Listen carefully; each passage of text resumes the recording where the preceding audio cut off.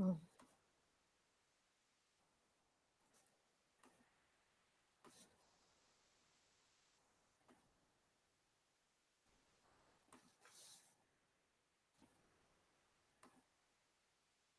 Okay, now I have to go here.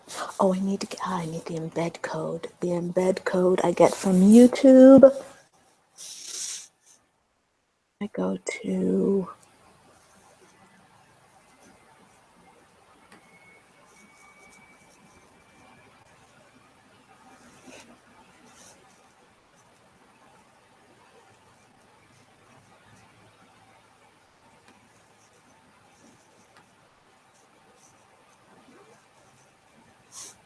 okay, I have to go to my channel and then go to the current live stream.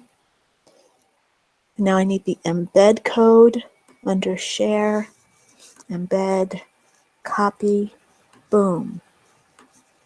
Study group. Okay, scroll to the bottom. Not. Let's see. Okay, that's the. Okay, here we go. Paste it here. Paste. Save.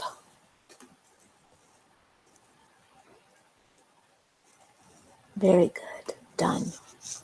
Publish changes.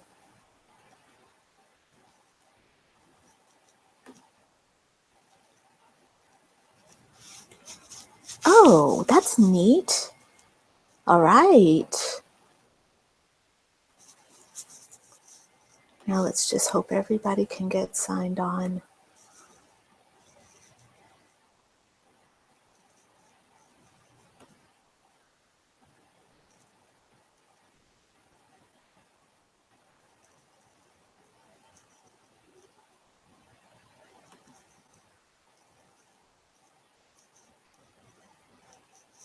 Okay.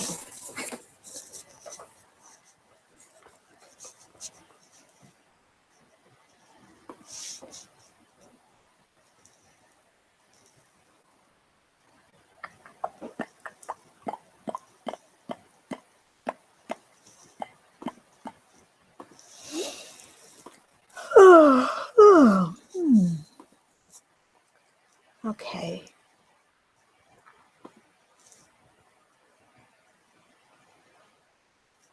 Okay, those are the notes, but this is going to be a new note, and it's going to be called ACIM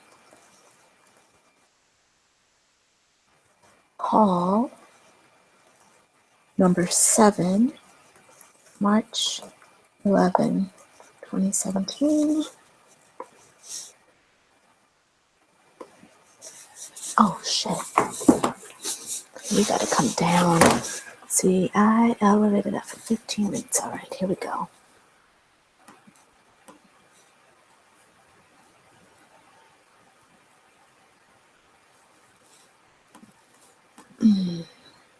Copy.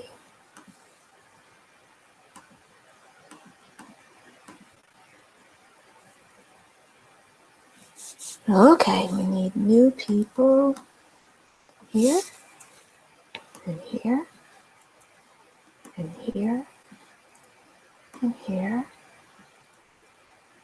here, and here.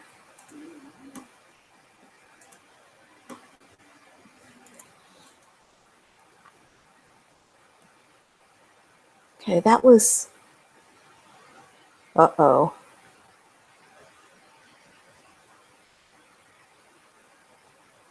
Oh, no, that's not right. Ooh, shit, what did I do? Did I write it down?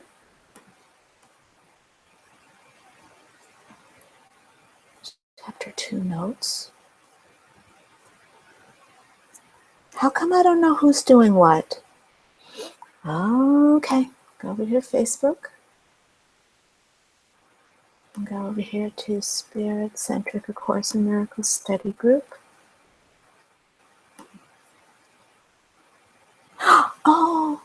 Oh no, I missed her.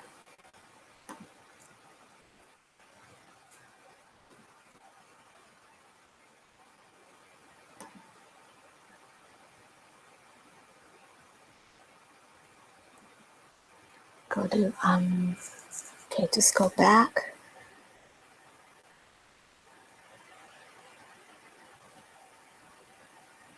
Okay,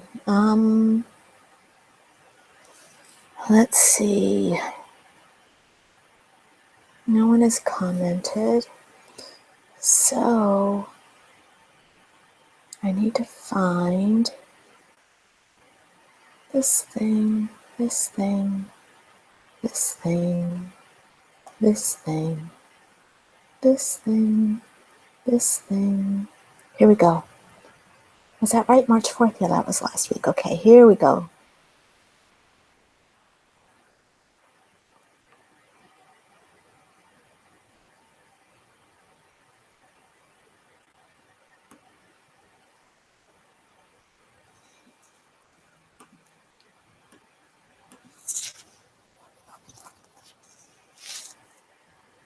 Copy.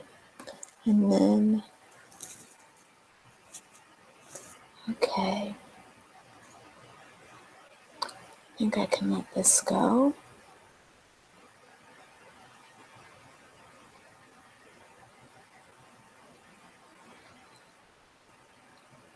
Now I need to paste that in here. Oh, I see. No, wait a second. So hold on a minute.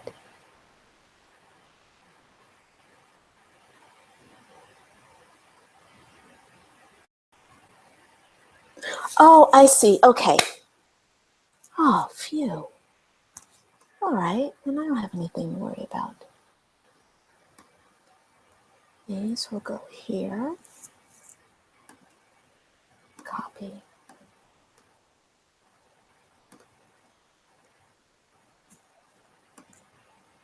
Paste.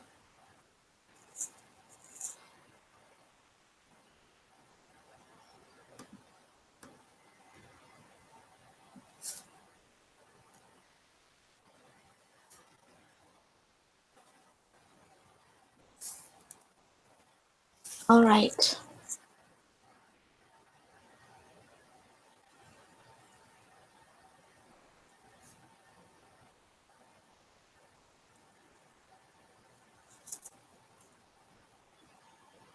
Wait, didn't I just erase? Oh, shit.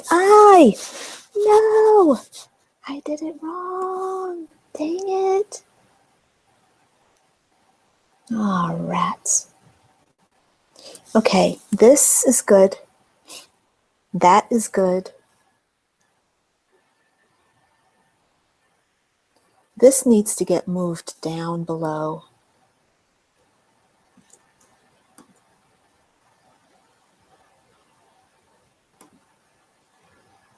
And then get put here.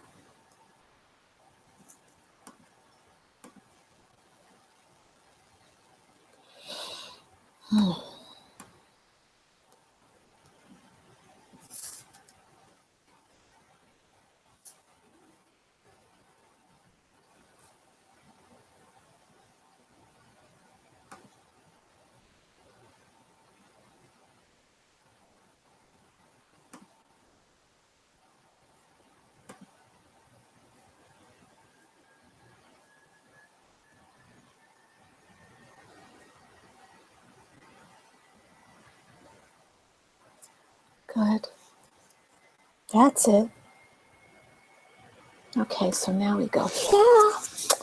All right.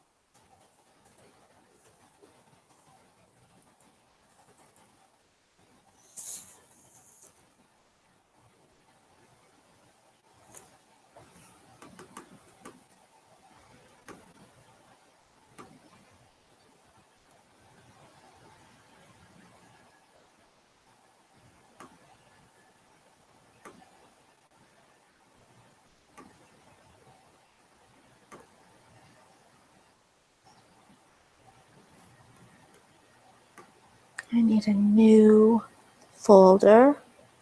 No, a new, yeah, right. Totally in the wrong program. There we go.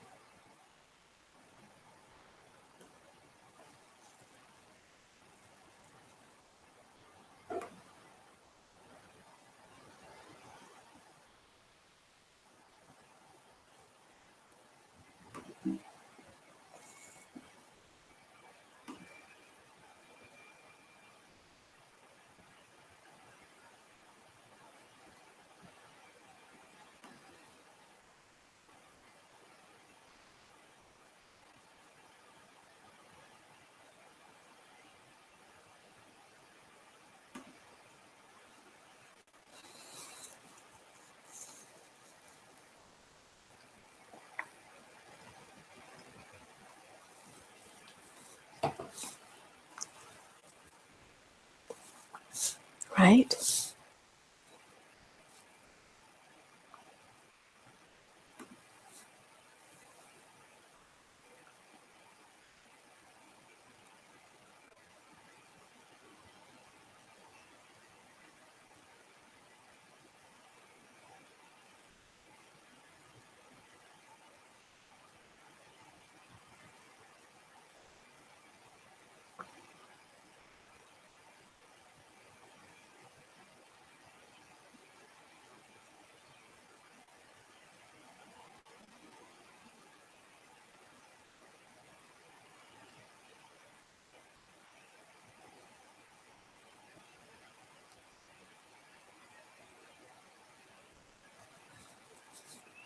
Okay, where's my posse?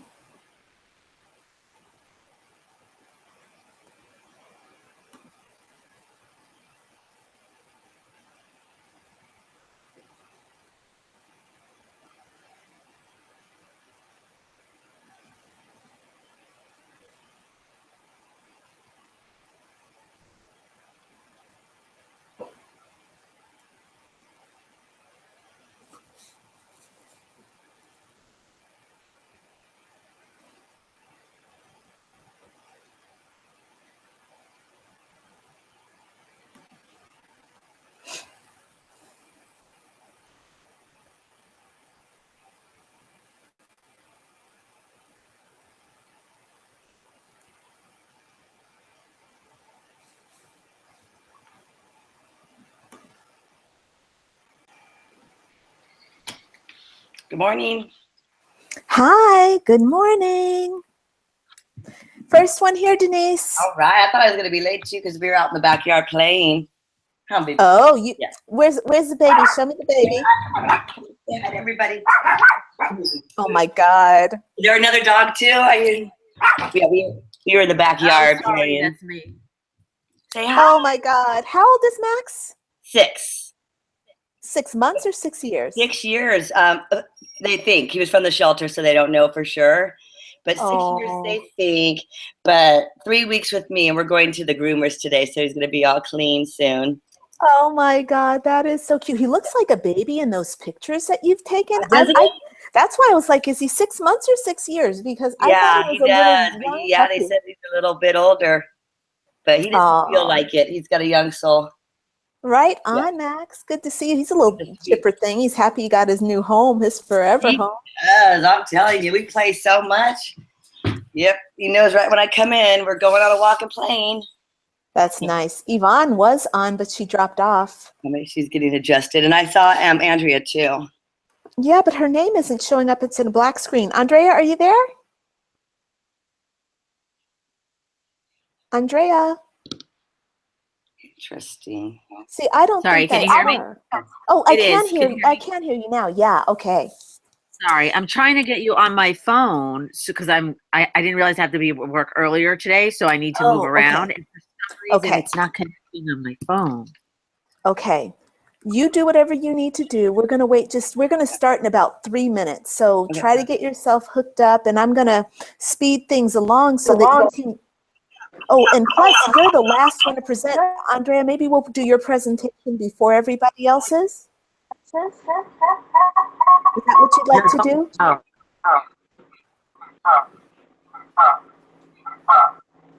Crystalline. Okay, what is that? That is hilarious. What is that? That was too funny. That was funny. Hi, Frida. Hi, good morning. Are you in your robe? Me too. Yes, I just woke up. Okay, good. Good morning. Okay, hold on. Andrea, is that you? Can you hear me? Yes, I can hear you, but we had a weird echo. And Okay, I think it was me again. Remember how last week I didn't? Like, let me turn my sound off now. Okay, Frida, it's good to see you, honey. It's good to be that you're in your robe because I feel bad because I'm in my robe. And now, yes, I understand. It's just going to be one of those things. Personally, I just finished walking 16 miles. Oh my God. 16 miles. And I'm tired, man. I'm tired. My feet hurt. And I came home. I was cold because I was sweaty a little bit. It's actually warm here. It actually got up to 60 degrees. That was the warmest it's been the whole year. And I had to get warm, so I got cozy and I got my feet up because I have a bad ankle, so I've got everything elevated. Yvonne, you're back on. Yvonne, are you on or no? You may not hear me. My mic sucks and I can't find my earbuds. All this moving around. Yeah, totally understand. All right. So no problem, Yvonne, but you're going to be presenting today or no?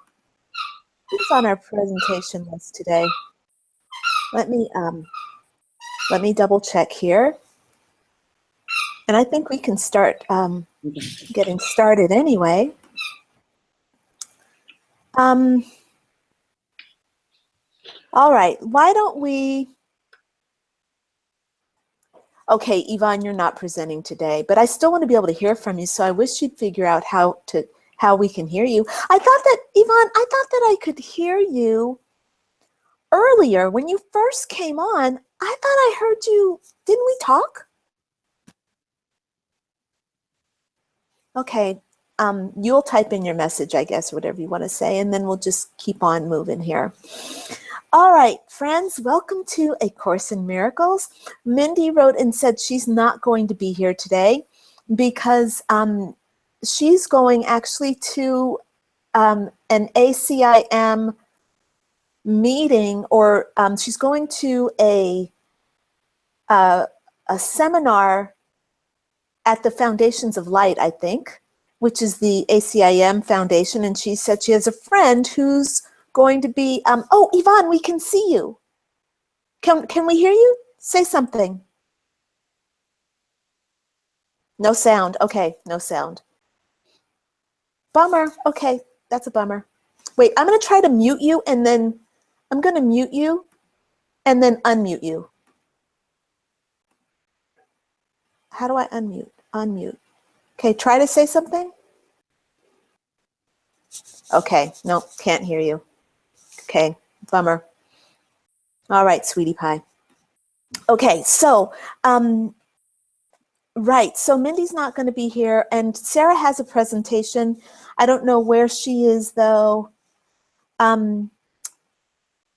And Andrea, I'm thinking that we can let you be the first presenter since you have to be at work early. So I'm ready to go ahead and get started with our first step.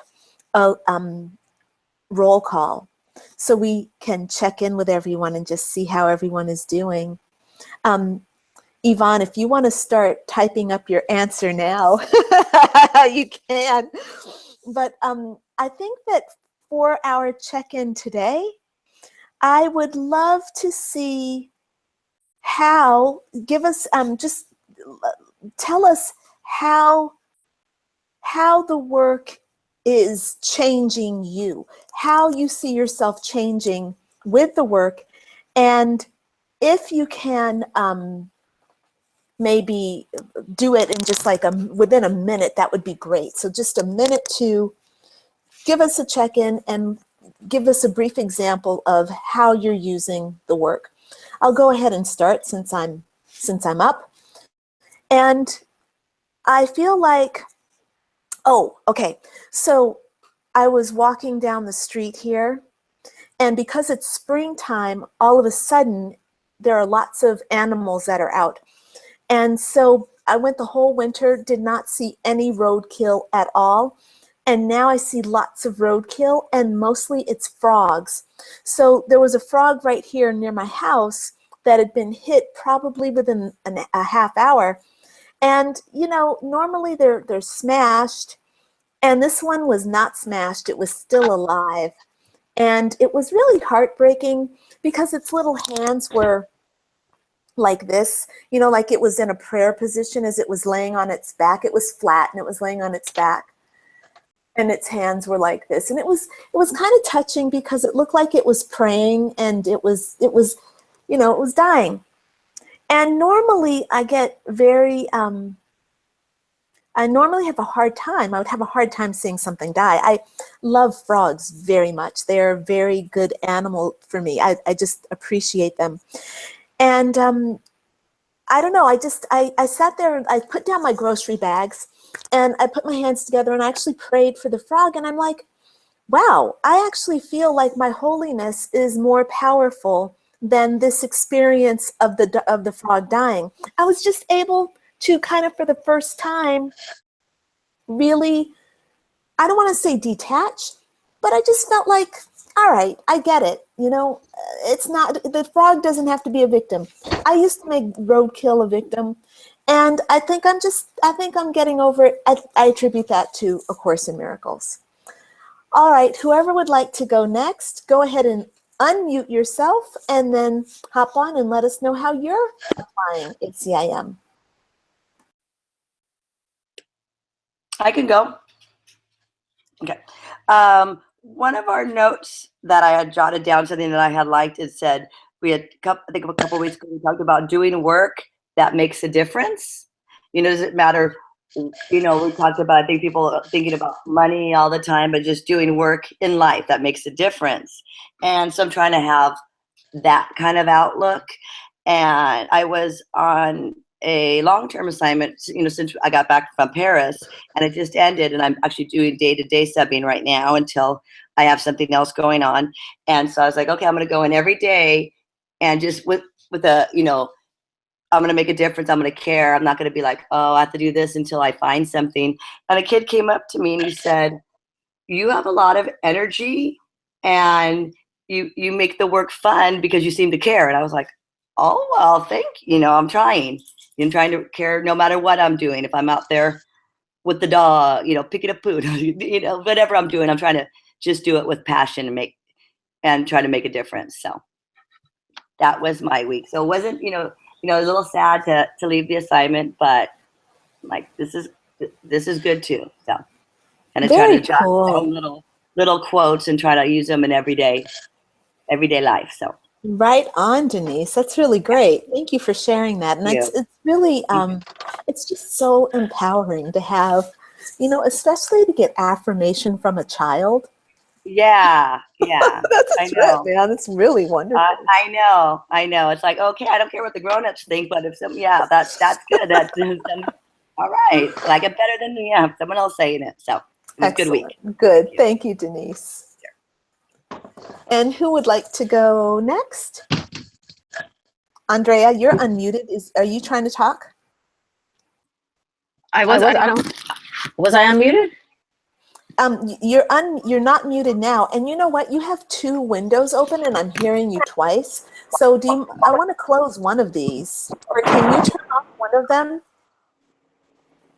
Okay. Does anybody else hear that weird echo? Oh.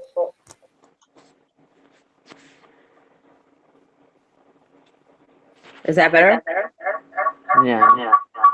Better. Wow, it's so techno up in here, man. I'm muting myself.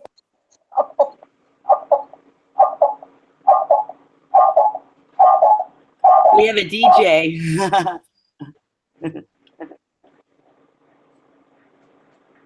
Is it still echoing? Yeah.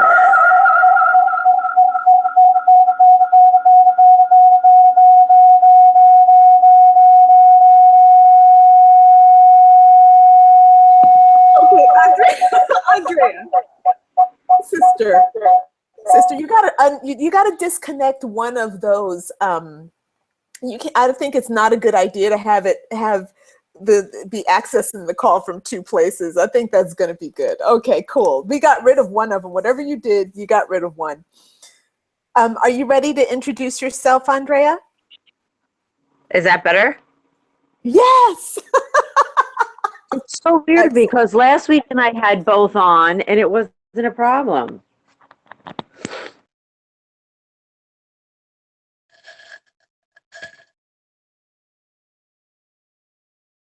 Oh no. Andrea, we can hear you. Okay, I couldn't hear you for a second, but now you're back. Yeah, I'm muting myself so that you don't hear me. So you just go ahead and do your intro. We can hear you. You're good. We just don't see you, by the way. I don't know if I know because I'm on my phone now, so my phone is in my holder because I'm trying to get ready. Okay, gotcha. Because I shut my computer off. But Gotcha. it's okay too. I don't have to leave until like 10:15, so I just have to get ready during the call. Awesome. All right. So cool. as far as this week, how did I apply Course in Miracles? I didn't really have anything like great to say. There was one situation. It's a silly situation, and I was going to pull into Trader Joe's and had my blinker on, and somebody cut in front of me and took the spot. And normally, being the East Coaster that I am, I would have said something and wouldn't have let it go. But I just kind of said, okay, you called this in. So this was definitely your energy that took this spot. And it just sat with it and like released it and let it go. So that's something in the course to apply. That's really funny. That really made me laugh. I could see your East Coast rising. Right? I was like, are you kidding me?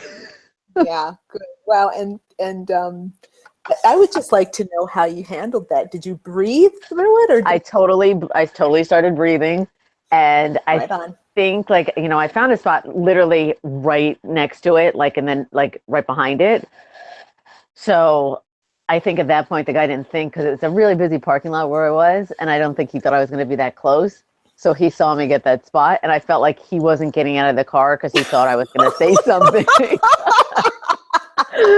So I did, and I walked right by his door to be like, yes, I'm right here. And I just kept breathing and just sit, and I was like, and by the time I got through Trader Joe's and I bought me a couple bouquets of flowers and stuff, I'm like, who gives a crap about him? It was just so much better to not say anything for once. Yeah. Mm-hmm. Good girl. That's amazing. Yeah. Right on, man. Good for you. 3 cheers for the course. Thank you. Thanks for sharing, Andrea.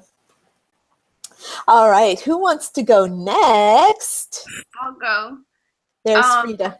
So what I've been doing is I have these little index cards. I think I said it last. Because honestly, this is going to sound weird, but I forget the little lesson, even though it's just one little sentence. So if I'm during the day, if I'm out of the house and I'm somewhere, I'm like, what was I supposed to say?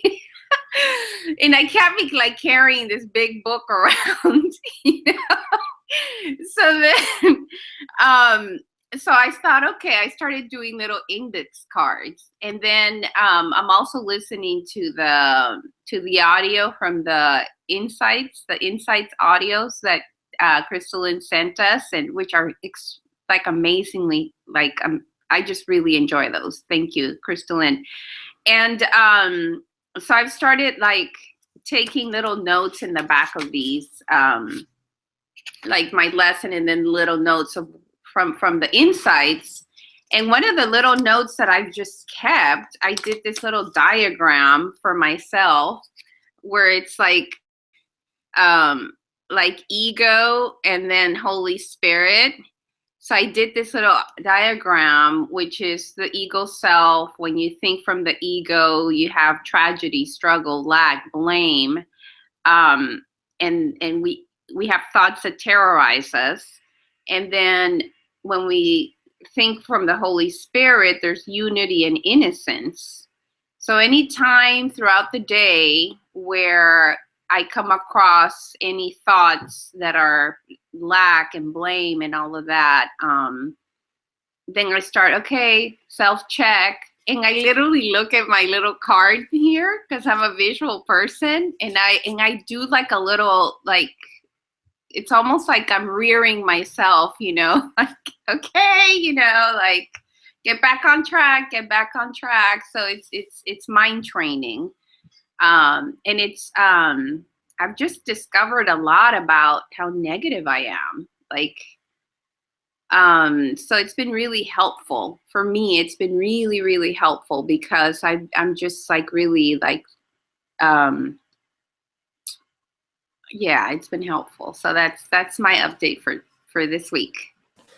Excellent, Frida. Thank you so much. That was a fun share, and it was really cute. And, okay, so when you put your card up there, it was a little bit blurred, and I saw in the circle it said ego, and then I saw the word snuggle. And I'm like, oh, her ego likes to snuggle. And then I saw it again. I said, oh, struggle. Okay, that makes a lot more sense. Oh, yes. Thanks, Internet. Yvonne, are you ready to go? It looks like Yvonne, this will give me time to create space. I will type. I didn't want to type while people were sharing. Okay, so are you ready to chat? Okay, we can see you now. You're typing. Okay, I'll read it out loud. Okay, you got it.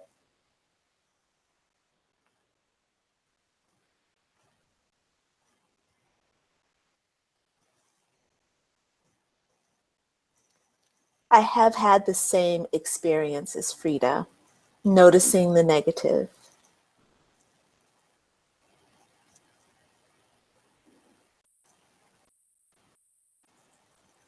I am especially hard on my physical form.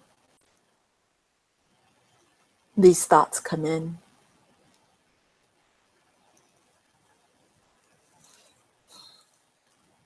And I tell myself they are meaningless.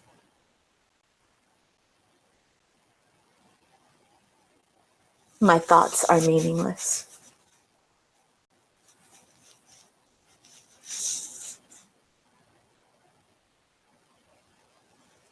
Now this meaningless world has meaning. Number 11. Wow. Yes.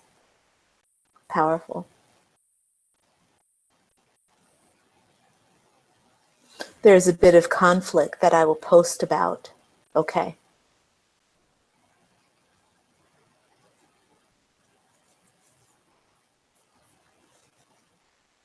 But that is what is happening, and I know a transition is happening. Absolutely. Yes. That's it. She says, that's it. Word. Look, Yvonne, that's a beautiful share. I get it. I get it very well about, you know, and it's so great to have that thing of the body. And that was such a great example, the idea of having, putting your meaning on your body and whatever the issues are that are, you know, that are bothering you. And and having Jesus or the Holy Spirit or God or whatever just kind of take that away from you. It's like, look, you're putting that on yourself. You don't have to have that. We'll take it on for you. And that's pretty powerful thing to wake up to. I think that's how I felt today with the frog, you know, that's laying there with his hands in prayer position. Oh my God, it was so cute. I'm like, oh, you poor little thing. And by the way, when I stood over him, I saw him take 2 breaths, and then I think he died. I think it literally was, his chest went, and then that was it, and he didn't move anymore after that. I'm like, wow, this is really powerful. But still, though, it was me who's giving the meaning of victim, poor frog, as opposed to, oh, life just transitioned. Wow, this is beautiful. So thank you, Yvonne. All right, my friends. So let's go ahead and get into our who's going to do what for this week, our lessons for this week. So if you will unmute yourself when you're ready, when we come to a lesson that you want to do, unmute yourself and tell me that you want to do that lesson, because I have my screen open to write. I can't look at the thing at the same time. So who wants to post for Saturday? Is somebody already doing Saturday? That's today. I am. Denise is. Okay. And I'll do the following Saturday too. Well, that's right, because you like those Saturdays. That's yeah, because I convenient don't work on Saturdays, so I can kind of take my time. Okay, Yvonne, I see typing here. It says, I'll do Sunday. Excellent. Thank you, Yvonne. Does anybody have an affinity for Monday? Otherwise, I'm going to put Mindy down for Monday. No, and she likes doing the post, so that's good. Yeah. I mean, she said she wants to do 2 days, so okay, good. We'll get her in there for 2. Who wants to do Tuesday? Tuesday will be my good news day, just because that is a song. Yes, that's going to be Crystal Lynn. How about on Wednesday? Would anybody like to do Wednesday? Frida. How about Thursday? Yvonne, I hear you talking. I mean, I see you talking. No, I'm sorry. I don't see you. I hear you. I see you talking. Do you want to do Thursday too, Yvonne? Yeah? Okay. Why is this not working? Oh, okay, Andrea.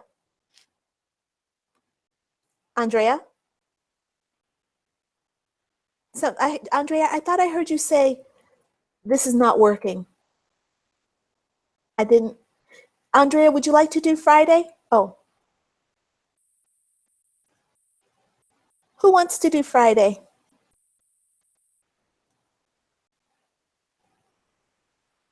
She did. I saw she did. Frida, you're trying to do Friday again? You're trying to do Friday too? Yeah, okay. All right. So we got everybody.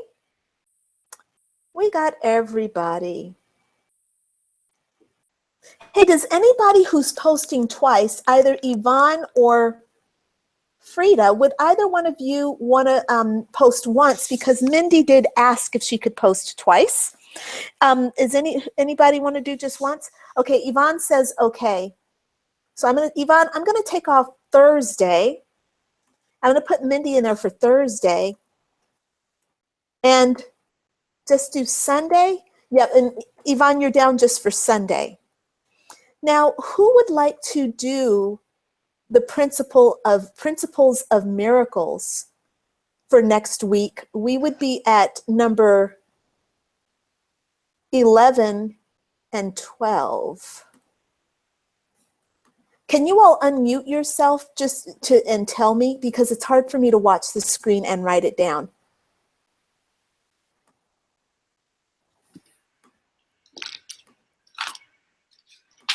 Okay, I'm watching the screen. Who wants to do Principle of Miracles number 10? I'm sorry, number 11. Number 11. I'll do 11. That's Frida. Yep, Frida, thank you. And how about number 12? Anybody want to do 12? Okay, I see. Crystal Ann. For some reason, my phone, the voice isn't working, so I just signed on to say. I could do whatever you were just saying. What were you saying? Principle of Miracles. Which one? Principles of Miracles number 12. Okay. All right, awesome. That's very good. I love it, Andrea. This is making me laugh, man. I don't know why I think that's so funny, but it is just like some kind of techno song. It's great. All right, there's Andrea for number 12. I've got Frida for number 11. Now, for next week, we have 4 chapter presentations to do. I've got for chapter 3, section 4, 5, 6, and 7.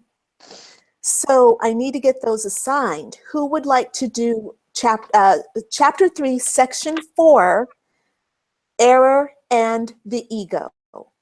I'm not on next week, so I'm not volunteering for any of them, just the posting. Okay, and Denise, if you want me next Saturday to assign you something for the following Saturday. I'll message you. Yeah, perfect. I'll do that. Perfect. Okay, Excellent. thank you.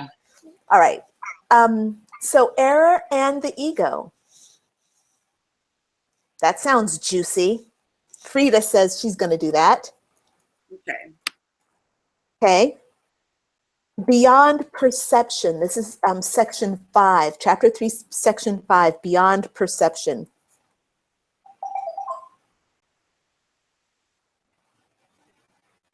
Okay, I'll do that one. Judgment and, oh, you may not be here, Yvonne. Your son has a tournament. Okay, gotcha. Okay, number 6, judgment and the authority problem. I see Sarah just logged on. Hi, Sarah. Good to see you. Okay.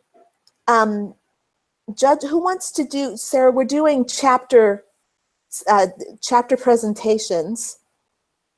Okay, Yvonne, you're saying, but Yvonne, if you're not going to be here, I don't think you should, if you don't know that you're going to be here, I don't know if you should take on a chapter. What do you think? It's the week after. Okay, yeah, we'll do that the week. Oh. Sorry, start over. So are you going to be here next week?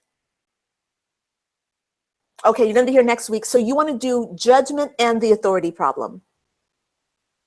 Okay, thank you, darling. Appreciate it. Okay, here's Yvonne.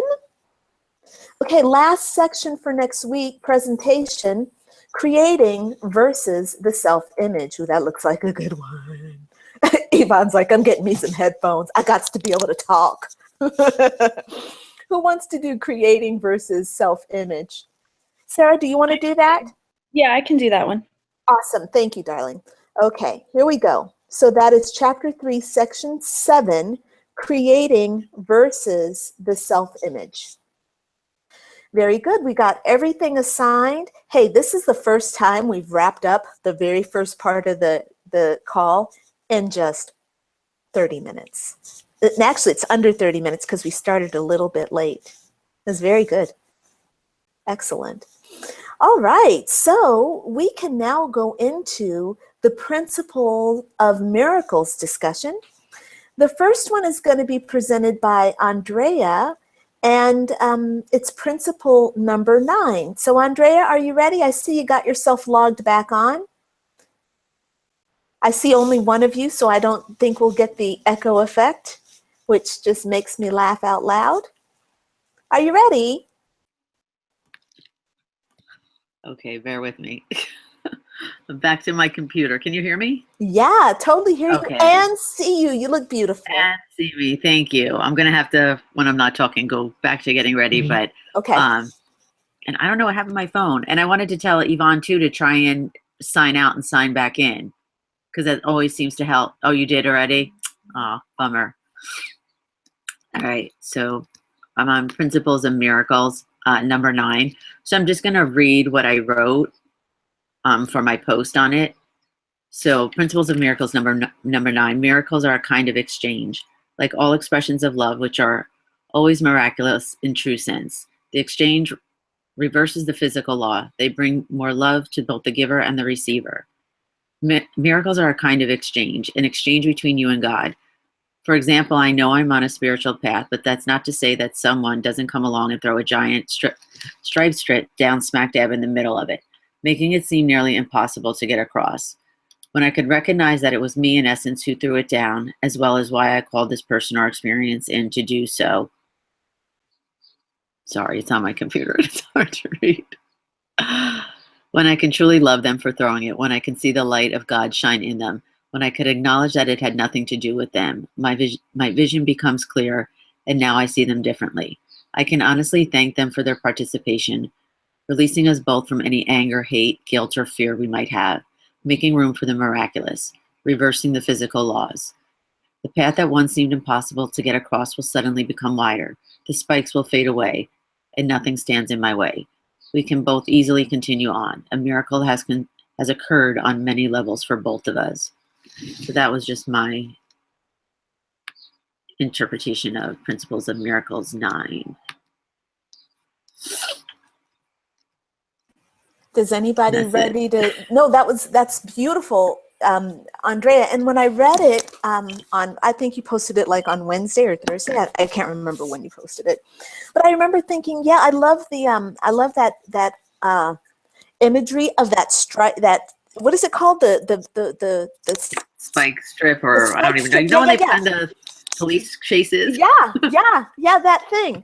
It's like, that was so good, because you're going at top speed and somebody throws it across the highway and you are screwed. You're done. It is over, right? Chase over. You're caught. And I love that as an example, of what I experienced. It was really good. Thank you. But anyway, you guys hop on, please, for a discussion. I had a question regarding regarding what you posted. The section when you say, when I can recognize it was me in essence who threw it down, as well as why I called this person or experience in to do so. So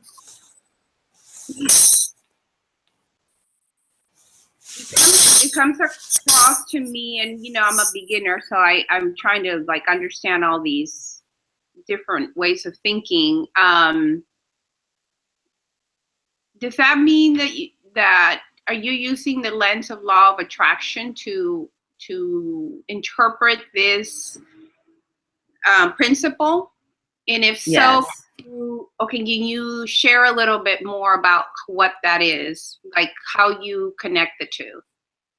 So for me, I connect the law of attraction with everything. Just like I was saying with the parking space, nothing comes in to my existence without me thinking. I either have thoughts of anger or something that brings me in to learn something, or something that nothing is there that I don't need to see or I didn't call in to look at. Just like the law of attraction with goodness coming in, it's the same with things that aren't necessarily considered good for me, if that helps at all.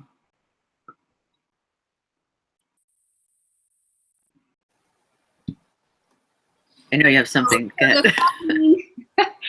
So does that mean, so does that mean that we call things to ourselves, or does that mean that, because my understanding is that in this course, it's a mind training on how we perceive, or between perception and awareness. Not that we're calling things or experiences to ourselves, but it's the way we perceive and look at what our experience. So I'm having difficulty understanding between the two. Are we kind of like what Crystalline was sharing about, the frog, how she chose she made a choice. How she was going to perceive from ego or view it from the perspective of the Holy Spirit. That's my understanding. I think they kind of go hand in hand. Yeah, I think she saw that for a reason, you know, to get the lesson of what she received. So for me, it's both the law of attraction, perception, you know, otherwise she would have never needed to see that frog dying like this and to have that experience. That's my interpretation of it. I don't know if that really helps at all.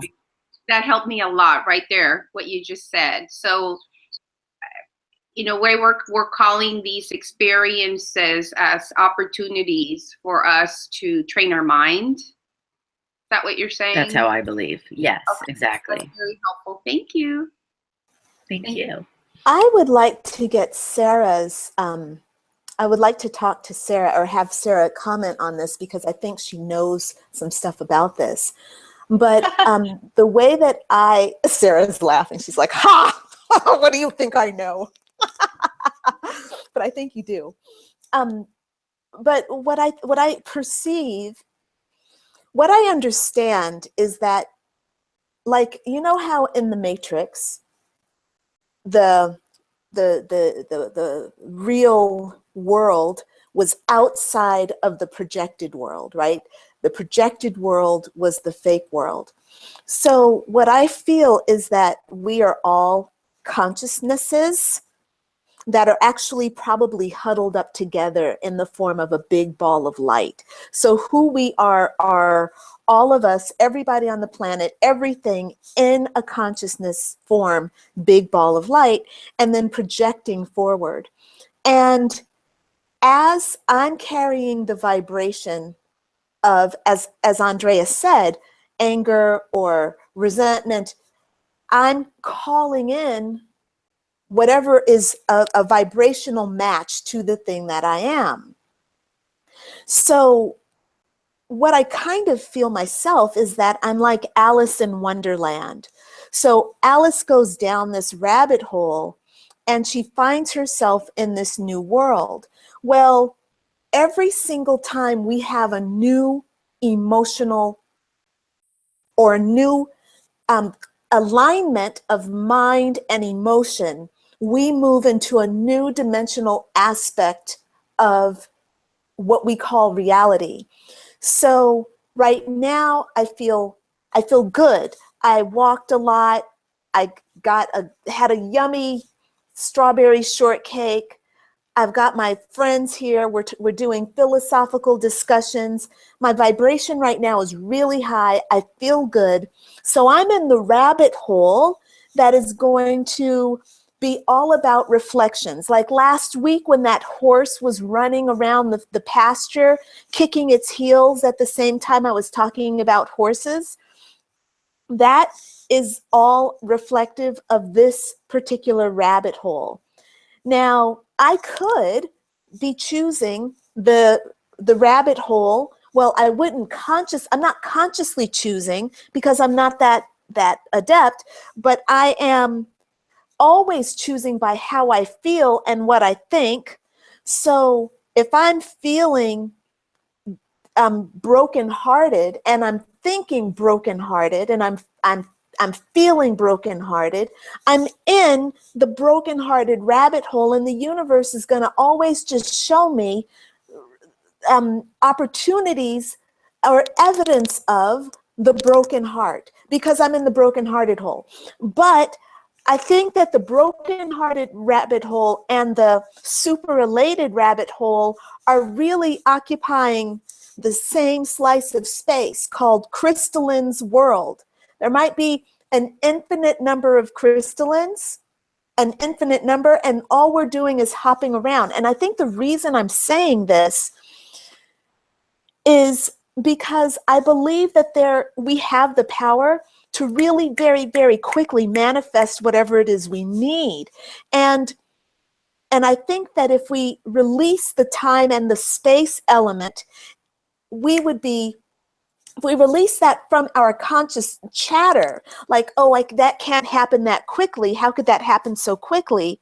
If we release that from the chatter, I think that we would see things showing up in our lives that we want more powerfully, just as we can have things showing up in our lives that we don't want very powerfully and very quickly. Okay, does that make sense? It makes sense. I guess what's difficult for me is when I'm aware of so much human suffering, kind of like what you were sharing about Vince this week. And like for me in my little bubble, things are great. I mean, you know, I have everything I need to be happy. I mean, everything. So I think to myself, well, it's very easy for me to be happy. Everything goes my way. I mean, everything, you know, just I'm very blessed. But then if I look at the news and see things that are happening with, you know, like you shared that about Vince and then all these other things that happened, then I think to myself, well, those people couldn't have possibly called that to themselves. Right? I mean, so that's why I'm having a really difficult time understanding law of attraction, because I think, you know, a woman that gets raped is not calling that to her. You know, a child that gets killed. I mean, I read about this kid being like tortured to death by his grandmother. So that's where I'm having difficulty, not in my personal life, but in more like understanding the suffering, like why people have to suffer. So Frida, the thing is, I totally hear you on that. This has been my issue for the last 2 months, you know, that we've been studying. It's been a big issue for me. The thing that I think that it will be important to understand is that even your projection of suffering onto a person is your projection. Your perception of someone's suffering is your perception. It is not you suffering, but you are suffering for them. And you have a series of thoughts that are feeding that this suffering is bad. You already have a thought. It's more than a thought. You have a knowing that suffering is bad. And because it's a knowing for you, you've built up a whole system on the idea that suffering is bad. And for me, I feel like suffering is neither good nor bad. It simply is. And when I think about a child, there are a lot of people who say, well, that child came into the world with AIDS and they only lived for 3 months and they were miserable. They didn't call that in for themselves. My first thing is, number one, that child is a soul, and that soul is endowed with the same power that I'm endowed with. And I see myself as super powerful. I don't know my power. I don't always exercise it. I'm still learning, but that soul and I are equals. It's not a victim. So that would be the next thing to understand, is that people who are suffering, they are not worse than you are. They're not worse off than you are. They are having a different experience, and they are still Source or God having a human experience. And the human experience of suffering is a part of just what we experience, and we have to learn to healthily detach. It doesn't mean that we sit back and be passive and let people suffer, unless of course we do. You know, you have that as a right as well. You have the right to sit back and just watch the world suffer and do nothing about it, take no action. But you do have a compassionate heart. But you also have to understand that your compassionate heart is one thing. Your thoughts of suffering and your resistance to suffering, you're resisting suffering by saying that children should not suffer. This is bad. That was my whole issue with Vince. I was in total resistance to a rhinoceros being in captivity and being shot in captivity. Who does that, right? Don't even get me started. Who does that? But that's the thing, you know, it's like Vince was living his life in captivity. He was with other rhinoceroses. He was getting fed every day. Someone came and they put 3 bullets through his head, and he didn't even suffer. You know, he was gone in an instant. So it's like we can create all sorts of stories. You could have said, well, the guy who who took his tusk or his horn, he got $54,000. Maybe he was able to feed his entire family based on that, you see. So then you think, well, okay, you can create all sorts of stuff around it. And A Course in Miracles is about to stop creating all these stories that are in your ego and feel. When you sit and you feel with unconditional love, you'll notice that there is no suffering. Yvonne says, yes, Crystal, when you said stories, and that is what stops the peace. Is that what you're saying? Yeah. It's the stories that stop the peace. Absolutely. Because a story is just a story. How many times have you felt really, really good about something that you've done, and somebody has looked at what you've done and they felt really shitty about it, and they shamed you or brought you down to their world, you know, and to their level. They projected their negative perceptions onto you about something that you did that was good. It happens all the time, you know? So, And I'm sorry, just one more thing. How many times have you suffered with something and you felt okay with your suffering? You felt redeemed, you felt empowered, and you had your own relationship, and then somebody comes and pities you for it. And how shitty does that feel? It's like, I don't need your pity. I don't need you to pity me. You see what I mean? Sorry, Frida. yes. I'm just so you should. That's interesting because like usually when I help someone, it's because I view that they need help from me, and it's not that I pity them and feel sorry for them. It's just that if someone asks for my help, Yeah. Because at that moment I feel like, gosh, they need help, and so that in a sense is having compassion for Absolutely. that. So that's having compassion. Okay. I have to sit with what you're saying. I'm still at, you know, how you were feeling about Vince. I'm still like, there are moments when I'm like, it's, you know, but Yeah. thank you. Yeah, Frida, no problem. Yvonne, I'm sorry. I know you've been typing. You're doing something for yourself. So type again, Yvonne.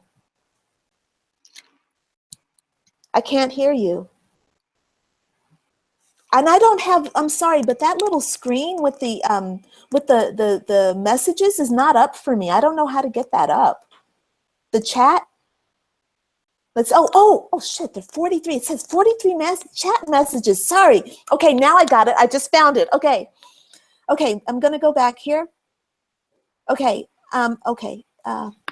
many times the suffering is part of a curriculum for others. Ooh, that's brilliant right there. Ooh, Yvonne, nailed that shit on the head. The suffering is part of the curriculum for others. I know this seems callous, but you know, it's true. Yes, Crystalline, you said stories, and that is what stops peace. And yes, last night my cousin was feeling bad that you were at your mom's house, yeah? And she probably maybe was pitying you, like, oh, you got to move back in with your mom.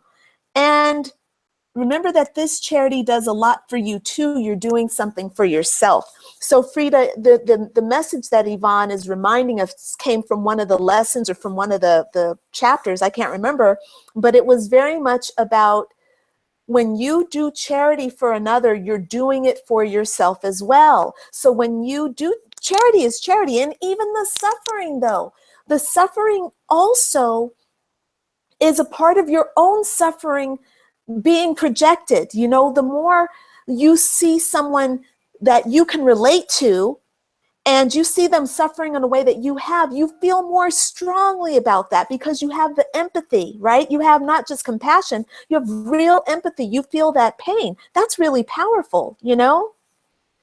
And Yvonne says, charity is for the giver as well. Chapter 2, section 5. Thank you. That'll be good to follow up on. Excellent dialogues. You guys are just awesome. Crystalline? Such good stuff. Yes. Can you hear me? I was yes. also going to say something to Yes. what I guess it was Yvonne saying about as part of the curriculum.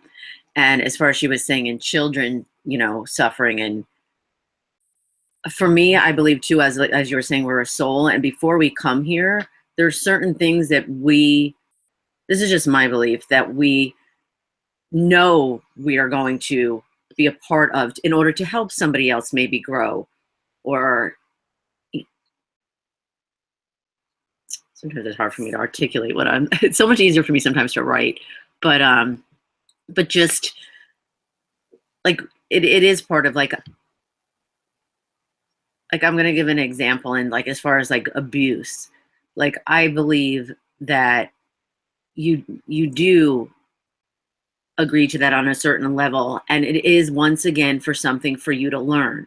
Like, I was abused as a child, and honestly, it shaped so much of who I am, and I'm so grateful for it. So once again, it's your perception, and it is part of the curriculum, I believe, too. Yeah, no, I'm in total agreement. I mean, I really know that I am source energy. I know that I'm source energy. I know that what I came here, what I'm experiencing is exactly what I'm supposed to experience. I just know it. It's a knowing.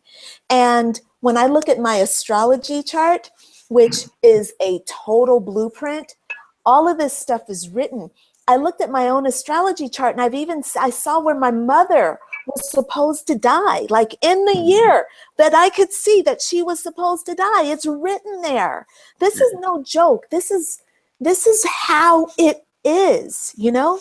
So for this, and this is for this particular three-dimensional world. There are other worlds with other rules, but in this three-dimensional world, we came here to experience what we experienced.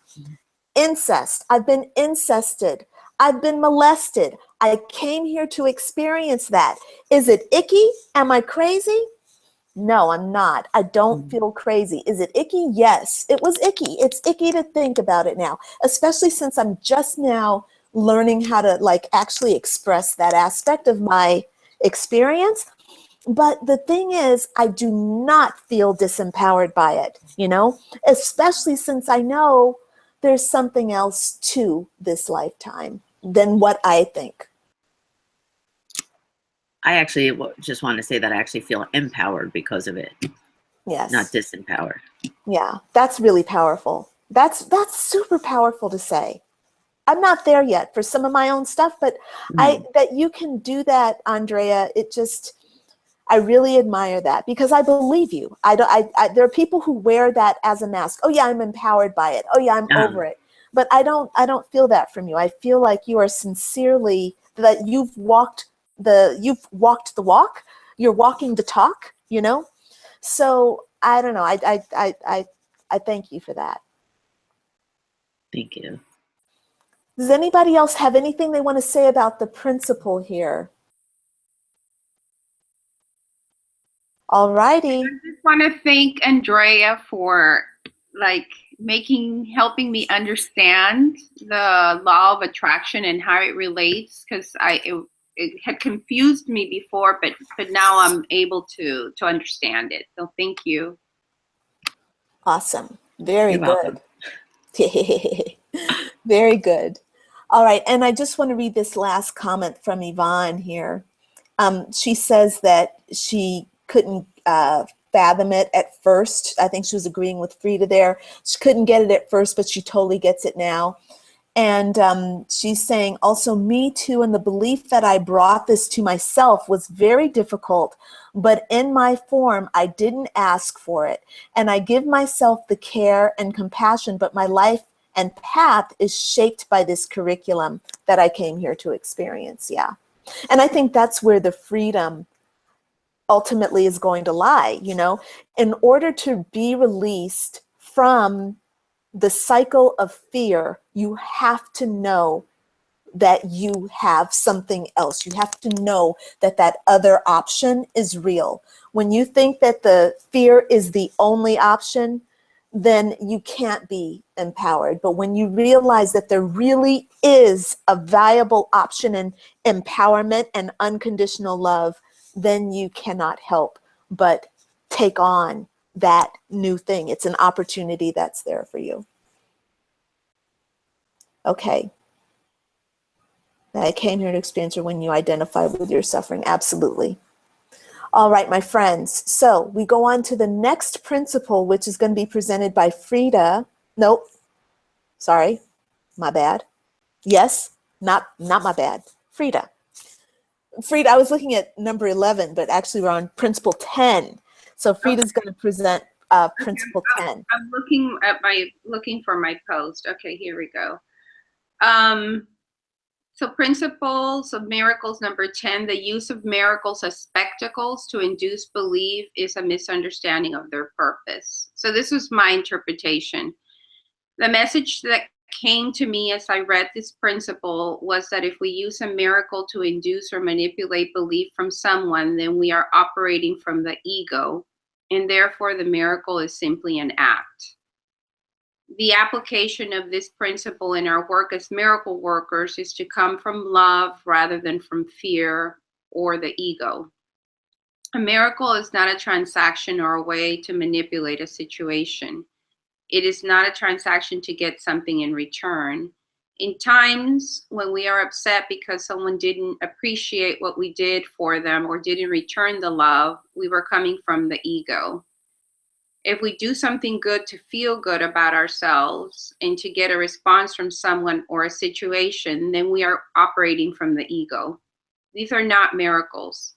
We cannot use miracles to coerce or influence. Just like we have free will, then we must not try to control situations to meet our own needs, because all needs stem from the ego. This principle can perhaps be understood through the lens of the special principle of Miracle Workers number 4, where it states, only right-mindedness can correct in a way that has any real effect. Pragmatically, what has no real effect has no real existence. Its effect then is emptiness. Being without substantial content, it lends itself to projection. These two principles go hand in hand, because the message is that miracles are created through right-mindedness, and only right-mindedness can correct in a way that has any real effect. So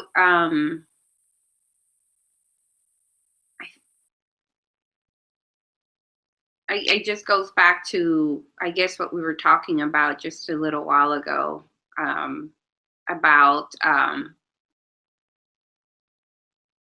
we can either choose to see something, you know, like suffering and all of that. We could, you know, buy into the story, or we can just look at it and understand that it's just part of the process. And it's the same thing with principle number 10. I guess it goes down to, true alignment and authenticity. So that was my my reflection on that principle, in case anyone wants to add anything.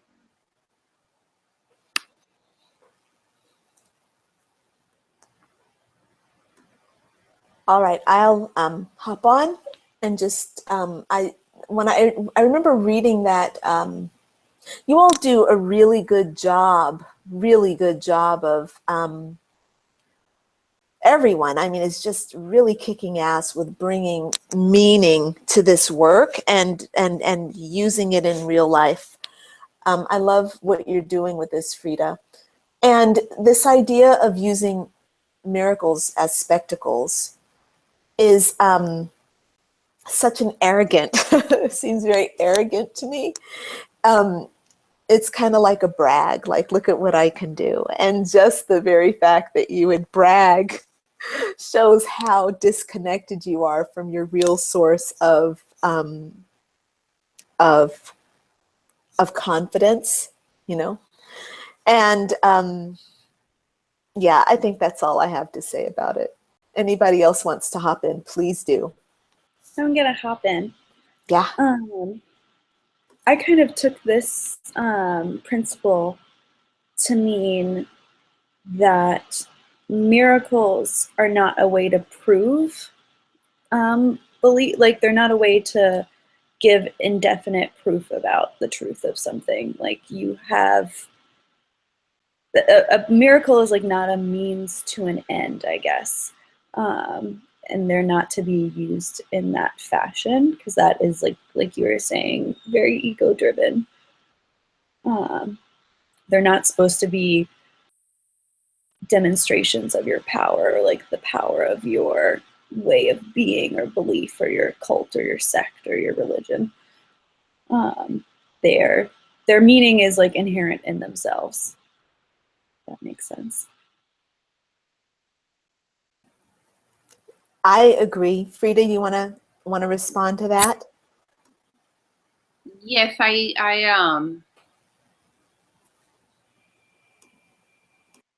I guess if it's if people are like focusing on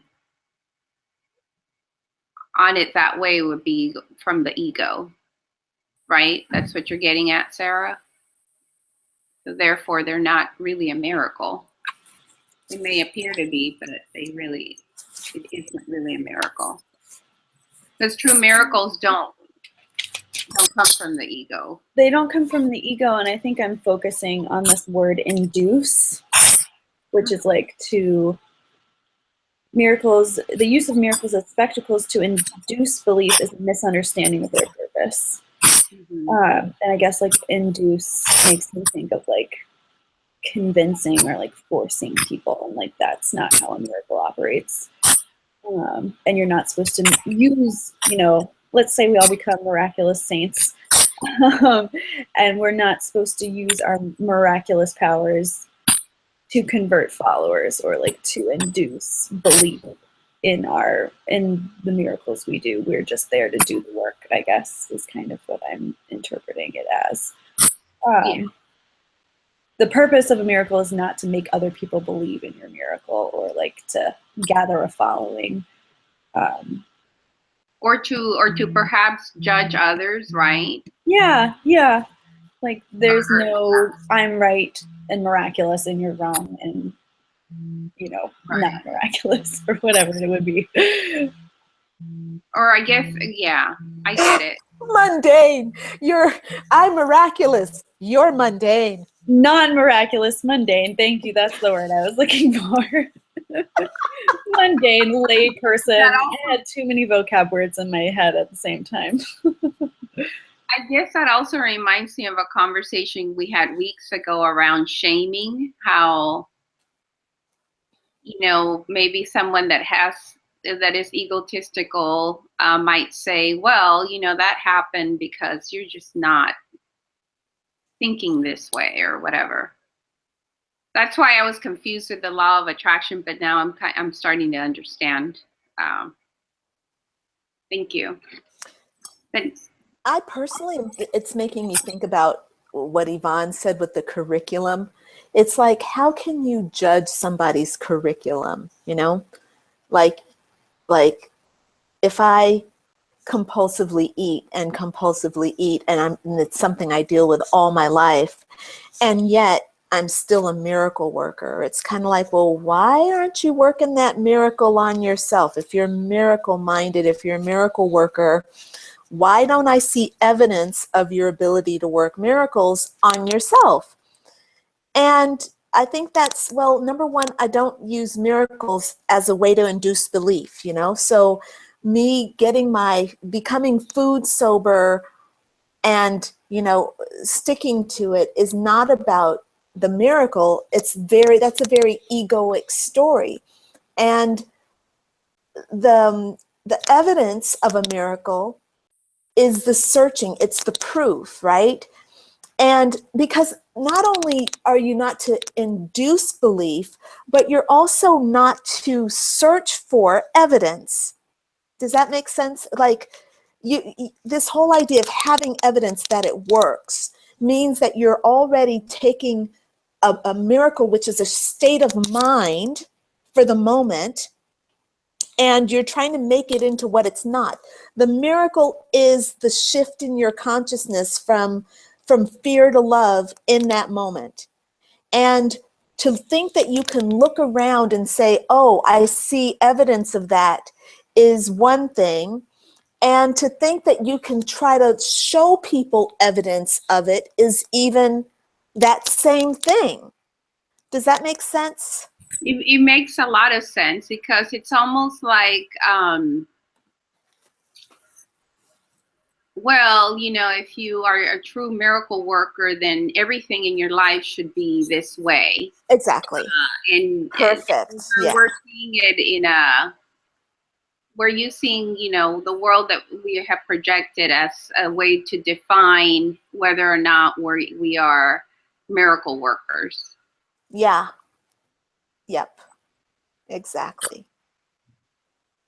Yeah. Does anybody have anything else to add?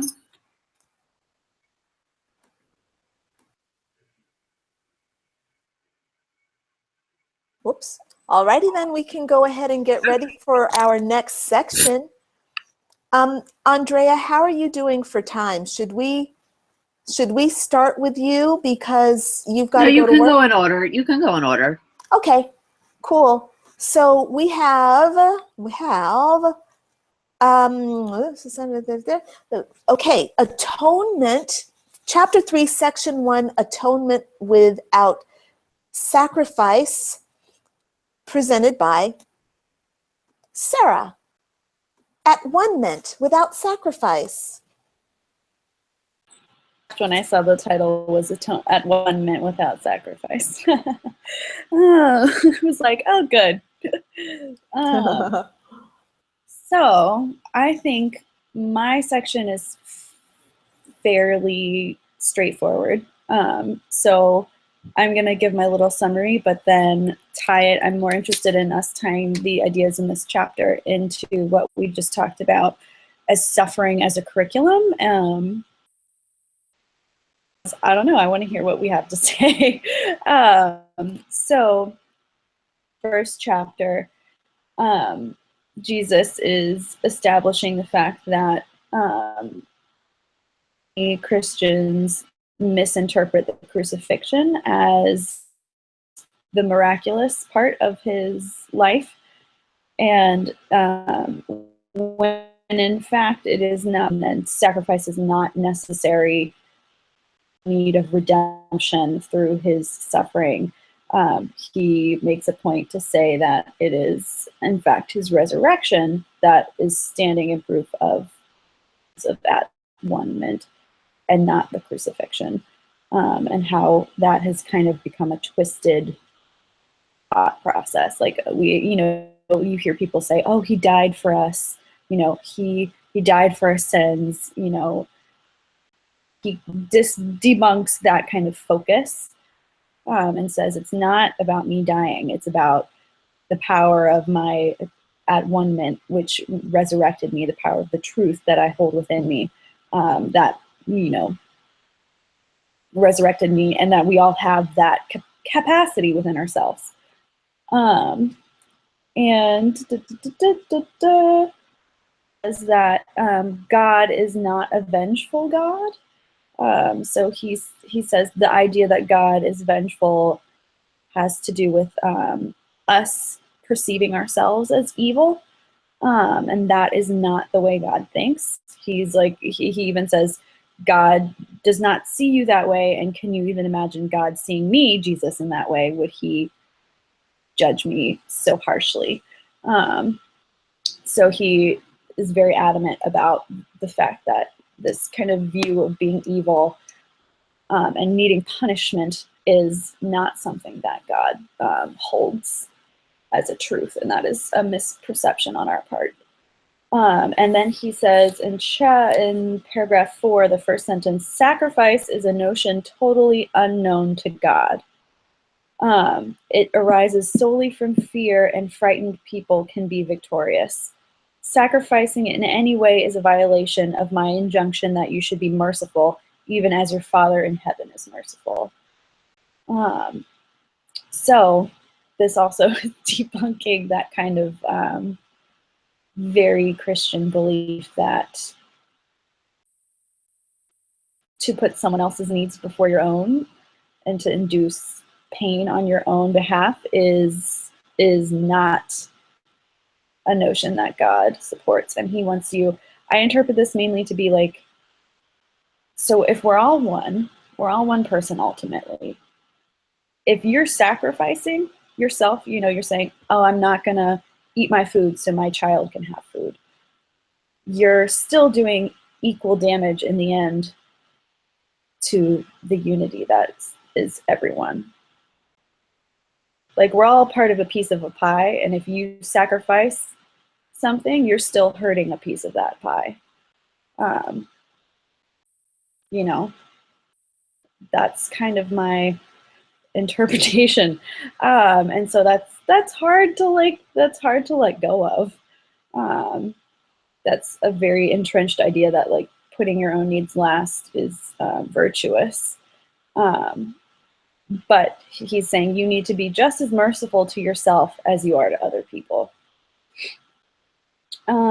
He then kind of talks about, in the next 2 paragraphs, he talks about innocence, and he corrects the idea of like the Lamb of God is not the sacrificial lamb, but is a lamb that represents innocence, and that innocence is a state of grace.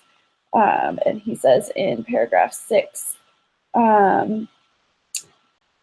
innocence is the state of innocence or grace is one in which the meaning of atonement is, or at one-ment is perfectly apparent. At one-ment is entirely unambiguous. It is perfectly clear because it exists in the light. And the attempts to shroud it in darkness make it inaccessible only to those who do not choose to see.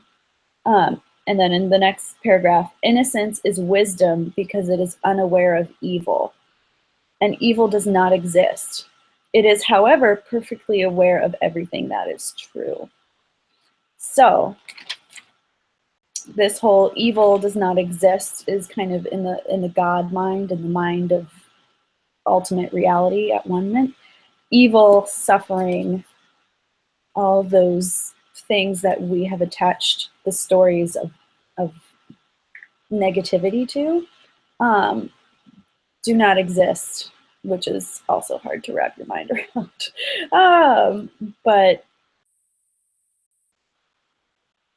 And this is the one that I have the hardest time with, is that I don't want to be unaware of evil.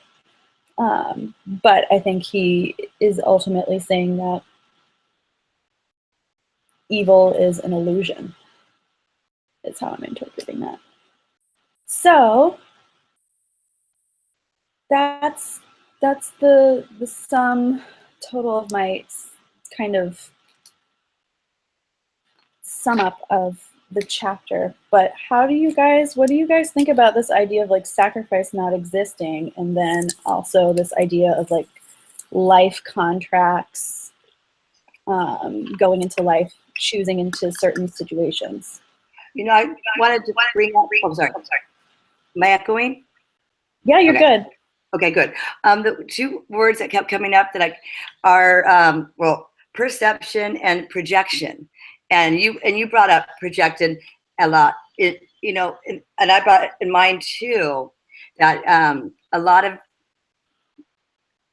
things happen because people project their worldviews onto others and attribute their beliefs about themselves. So I think a lot of what people believe is they're projecting themselves onto different and making it fact. So I think if what is true for me, and you assume that it's true for everyone else. Like when we were talking about suffering, like before, I remember I had this neighbor, and when I first had cancer, she kept saying, "You're not upset enough. You're not, you know, like that was her projection, you know. But I gotta, for me, it was like, do what I gotta do, get past this. And I felt like it made me a stronger person, and I was upset for maybe an hour. I wasn't happy, but she was projecting herself onto me, like, oh, you need to be mad at everyone and hate the world, and why me?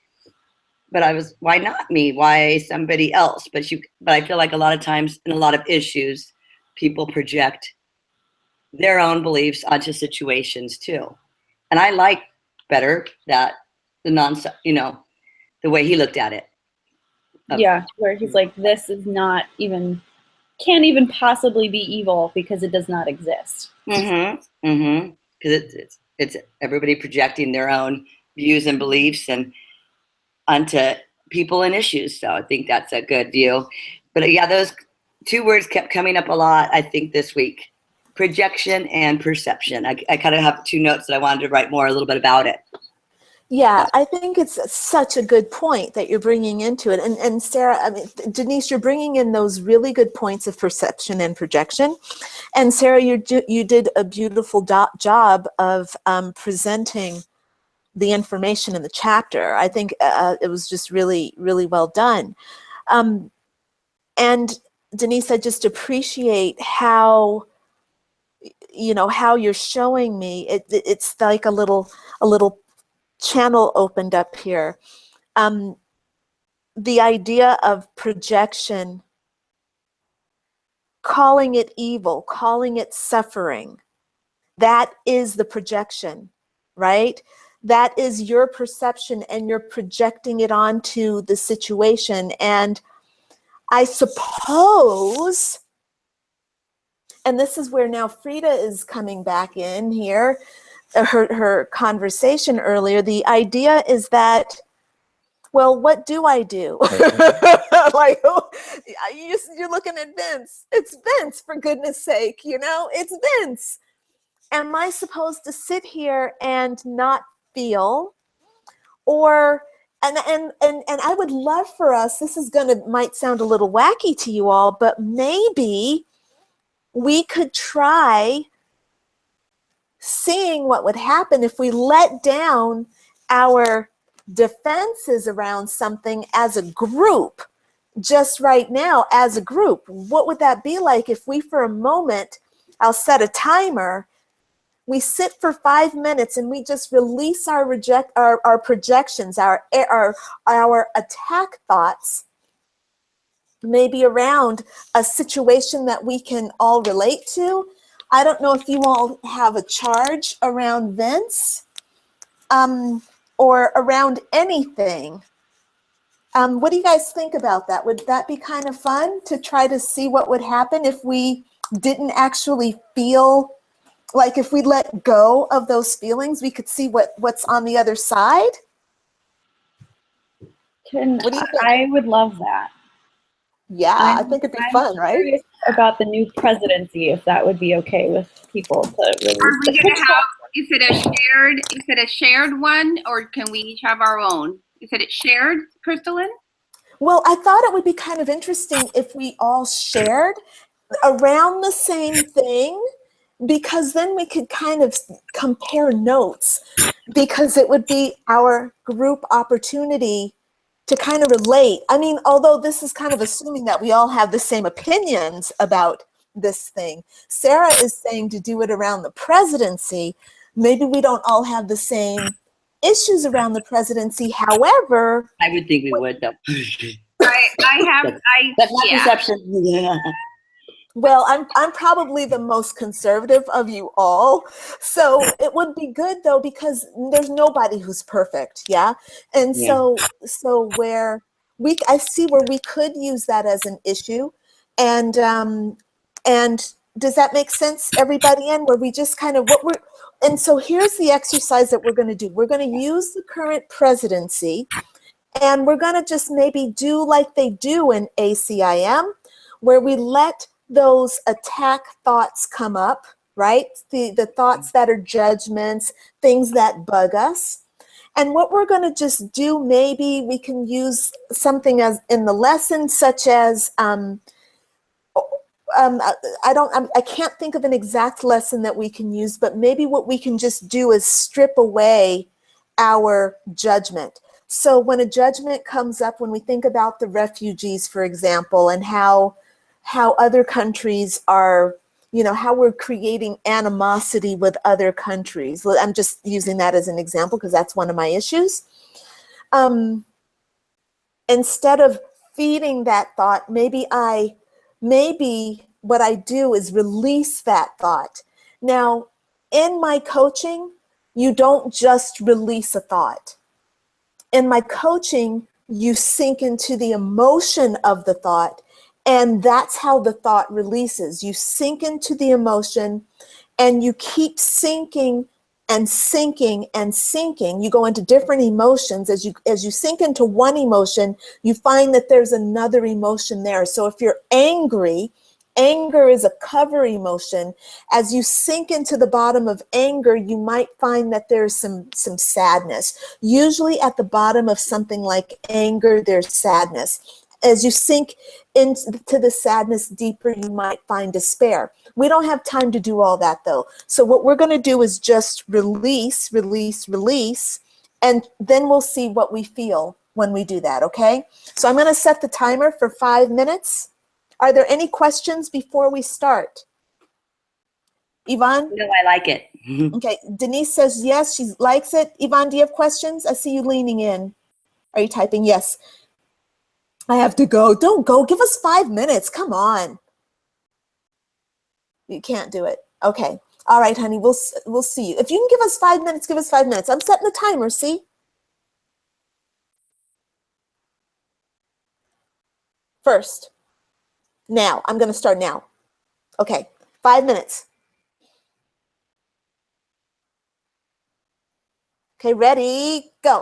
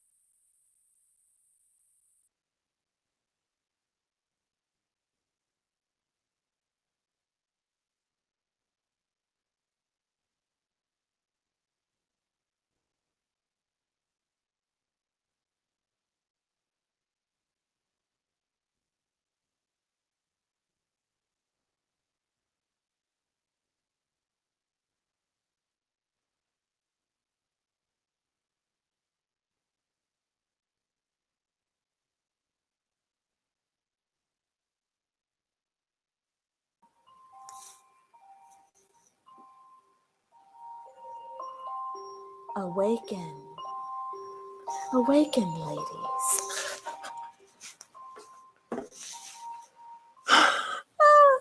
Okay, so who wants to share first? Sarah, do you want to share first and see what you found?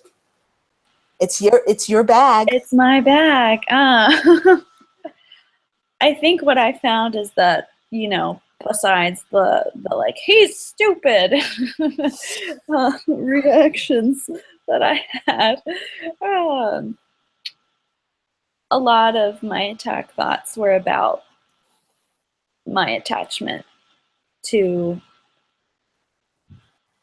like being American and being like what this means to me, what he means to me as like a person and a citizen in the world. And kind of like, I don't believe in those things, so he must be bad, or like it's very much was taking it like very personally. Yeah. And then there were times where I couldn't think about it anymore, and my mind would kind of try and go somewhere else. So are you saying that you never got to the place where you actually could even release the thoughts? You just couldn't get there? Well, no, I would kind of do a little spiral, and I was using the verbiage like, you know, I can escape from the world I see if I release my attack thoughts. So Okay. I was kind of going through, I was like purposefully cycling through my attack thoughts to kind of like, and like give them attention, but then like go to the next one. So maybe I went in a different direction than other people with the exercise, but I didn't explain the exercise very well, but it sounds like it sounds good. Let's see what other people did. Who wants to share their experience? My leg fell asleep and I had to hop around, but but I started to feel a little less anxious, because a lot of the times when he is brought up, I have anxiety and depression. Like, not much gets me down. And so I kind of had a chance to just kind of clear my thoughts and not be so anxious. But then my leg. Fine, Denise. Thank you. So I was hopping around for a bit. I cleared you guys so you didn't have to watch that. So Excellent. Frida. I could see him like his face and just his mannerisms, like, you know, doing all that stuff that he does. And and then eventually he turned into a smoke, like he started getting smaller and smaller, and then he turned into like this point of smoke, and I literally saw it disappear and nothing was left. And then how did that feel? The nothing leftness? Because I realized, well, here's what I thought. I've never met this person. I've never met this person in person. The ideas I have of him are based on the information that I'm receiving from the news and also from what's happening, right? Like especially here in California, all the raids, the immigration raids and all of that. But then after he disappeared, I just felt like, you know, he's as important as I make him to be. Okay, but that's a thought, not a feeling. I want to know how you felt.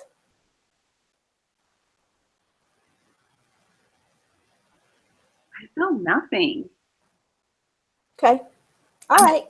Yeah. You mean, and when you say you feel nothing, do you mean you feel indifferent, or do you feel a void? I feel like he's not important, but that's a thought again. I don't feel affected. I don't have a feeling towards him. Like in that exercise. Indifferent. Yeah, in that exercise, after he just, that's how I felt too, Frida. I feel the same, but a little less anxious for me. But what you're saying is how I felt. No anxiety. Well, hold on a second, because Frida is saying that she feels indifferent, and then Denise, you're saying that you feel anxiety, and then you feel I usually feel anxiety. Normally. Okay, Normally, gotcha. I feel anxiety and depression when I think of him, but after doing that, it was more just So, a sense of so, nothing. so relaxation or nothing? Because the reason I'm asking, because obviously I work, I'm an emotional empowerment coach. So I want to know if you felt neutral, if you felt calm, peaceful, relaxed. Neutral and calm. Neutral and calm. Neutral and calm. Very good. Thank you. Versus normally is anxious and depressed. Yeah. Okay. Yeah. Neutral and calm. And what about you, Frida? Neutral for me as well. Okay. The reason I'm holding you to this is because feelings of neutrality is a block, and so it's resistance. So if you felt neutral in the situation, then there's more hostility that you're holding inside. Okay. So neutral can be an improvement for sure over anxiety and over anger. Absolutely. But if you were sitting with your emotions and you were trying to get to the base emotion, you would not stop at neutrality. Okay. So if you're ever doing this kind of work, don't stop at neutrality. Keep going until you start getting into more calm, but calm is what happens before the storm. Okay, so calm is not it either. Relaxation is getting there. That means you're willing to feel what's underneath. And then the ultimate thing that you're wanting to get to is to a place of peace. Okay. Andrea, are you there?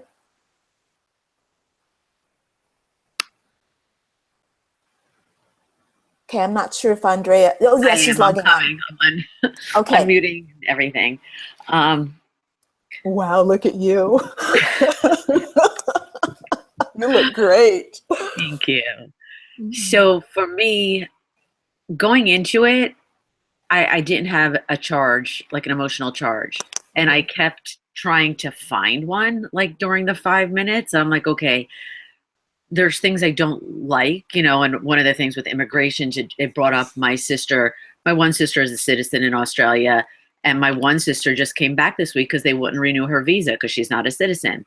And I'm like, was she upset? Yes. I'm like, to me, there was still no, like, I understand the immigration, not that I agree with his tactics, but I still was at peace with everything. Like, I'm just not charged at all when it comes to him. So and one thing when we first started talking about it was that kept coming into my mind with something that Abraham Hicks always says. And she says, like, you can't suffer enough to help a person who is suffering not. You cannot be poor enough to help a person who's poor be rich.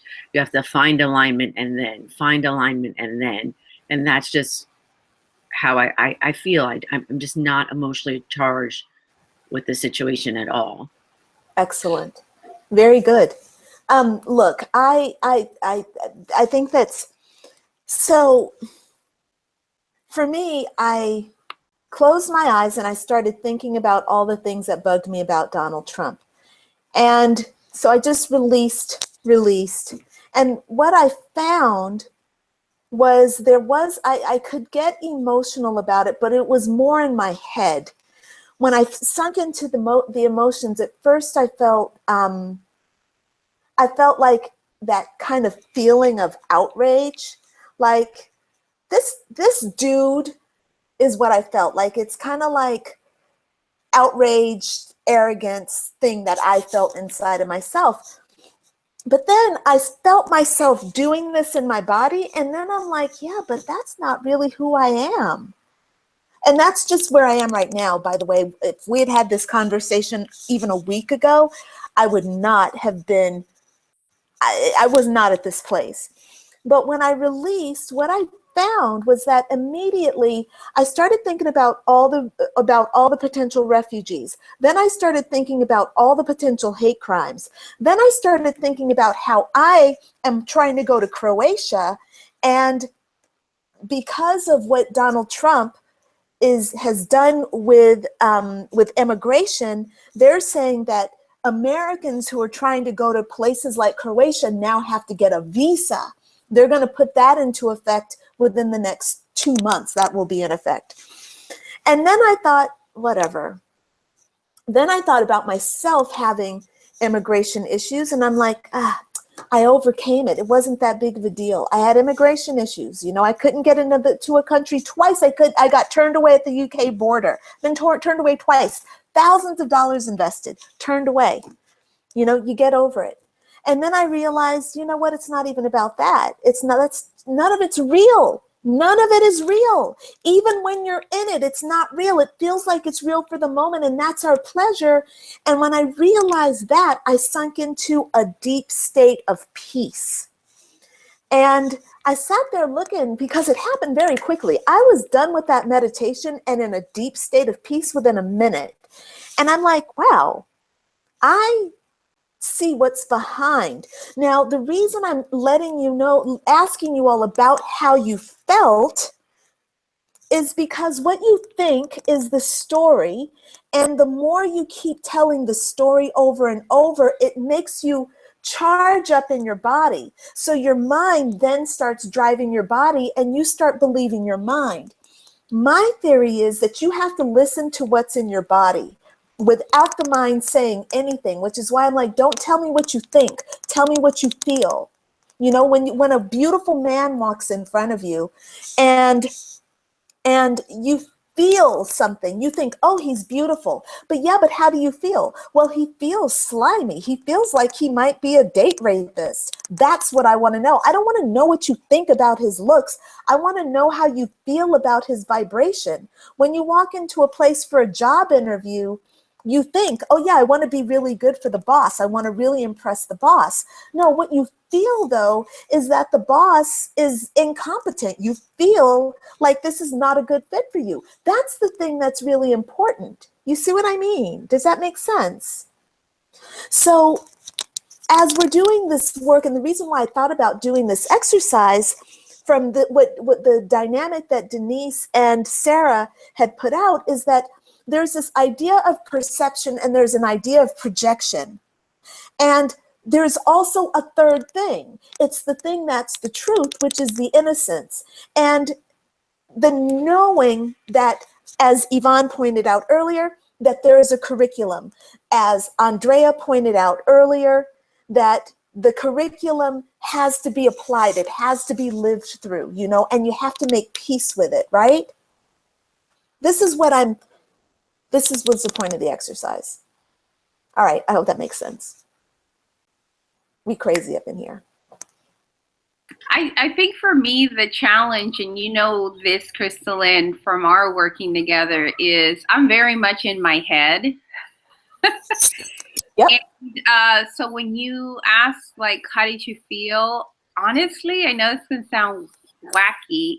I have no idea. Like, girl, I get it. I rely on my thinking. So I don't know if I'm suppressing emotion. Like a lot of times, you know, I'll even ask myself, well, how am I feeling about that? You know, and immediately I go to my head. So I don't know how to be in touch with my feelings, or I don't know. It's just very, very difficult.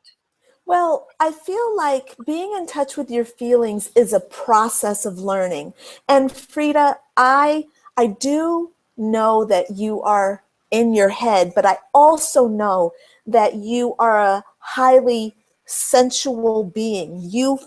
I think you feel a lot. Now, I think that you do suppress your feelings. Your dominant self is in your head, and so you have a tendency to suppress your feelings.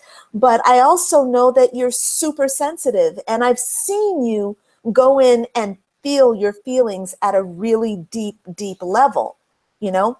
So you have the capacity to feel. You just don't use that tool very often. And hey, it's an opportunity for you to start trying to use that, because it's there for you. It's your intuition. It is your knowing. And the thing is, in order to know A Course in Miracles is about peace. It's about unconditional love, which is peace. If you can't allow yourself to feel that, and it's not about thinking it, it's about feeling it. Your ego is good. When your ego feels peace, it will betray it. It's always on a false accord. It's, oh yeah, I feel peaceful right now. Oh yeah, this is good. I feel peaceful right now. And it's going to change. But when you sink into your emotions and you get into the reality of who you are, when you're in that meditation and you're in that place of love, you're in that space of peace and you feel it. So if you want to start getting more in touch with that, I would encourage you to do it. Go back and do some of the reading from the things that we've done before, but also just waking up in the morning and feeling your feelings. How do I feel right now? 15 minutes a day, emotional vipassana. How do I feel right now? In the middle of the day is really the best time to do it. In the morning, it's not so great. Andrea has to leave. Okay. And Andrea, we got to move on to your thing. Shall we move on, my friends? Are we good? Okay. All right, cool. So look, I just wanted one last thing. I put my notes for the chapter on my website, and there's a link in the group going to my website to find the chapter with all my notes. So I don't have to read them because they're online for you. All right. Okay, Andrea. Yes. And Andrea, you are reading chapter 3, yeah? Correct. Perception versus knowledge. Yes, section 3. Wonderful. Thank you so much. You're welcome. So I'm just going to read what I wrote. Dive in, lady. So perception versus knowledge. Knowledge is power because it is certain, and certainty is strength. Perception is temporary, fleeting. It varies and therefore is not knowledge. Yet true perception is the basis for knowledge, but actually knowing is the affirmation of truth and beyond all perceptions. Knowledge is timeless. The past or the future will not change what you know to be true. The truth is the truth. Nothing can change this. There is no doubt, no question. Knowledge comes from the altar within and is timeless because it is certain. Certainty is always of God. To perceive the truth is not the same as knowing the truth. God's certainty and his knowledge will ultimately bring peace without question. And that's all I have. Excellent. Where did that line come from? What was the last thing you said? That one is actually, I took exactly from the book. Read Maybe it again. I didn't. Maybe I'm lying because I just went to God's certainty and his knowledge will ultimately bring. It's not. I actually just interpreted from the book. God's certainty and his knowledge will ultimately bring peace without question. What did you say before that? To perceive the truth is not the same as knowing the truth. To perceive the truth is not the same as knowing the truth. Did that come from the book? Was that a quote? It might have. Okay. If anybody knows, let me know. I just think that's It is. It absolutely that's a really is. great quote, right? I think I might have to have that highlighted if I haven't done it yet. It is. It's on page 41, the first paragraph, number 13, the last line of the first paragraph. Okay, first paragraph, last line. Thank you so much. When you said it, it just really resonated with me. Mm. Yeah. Will you repeat it one more time? To perceive the truth is not the same as to know it. Yeah. Here we go.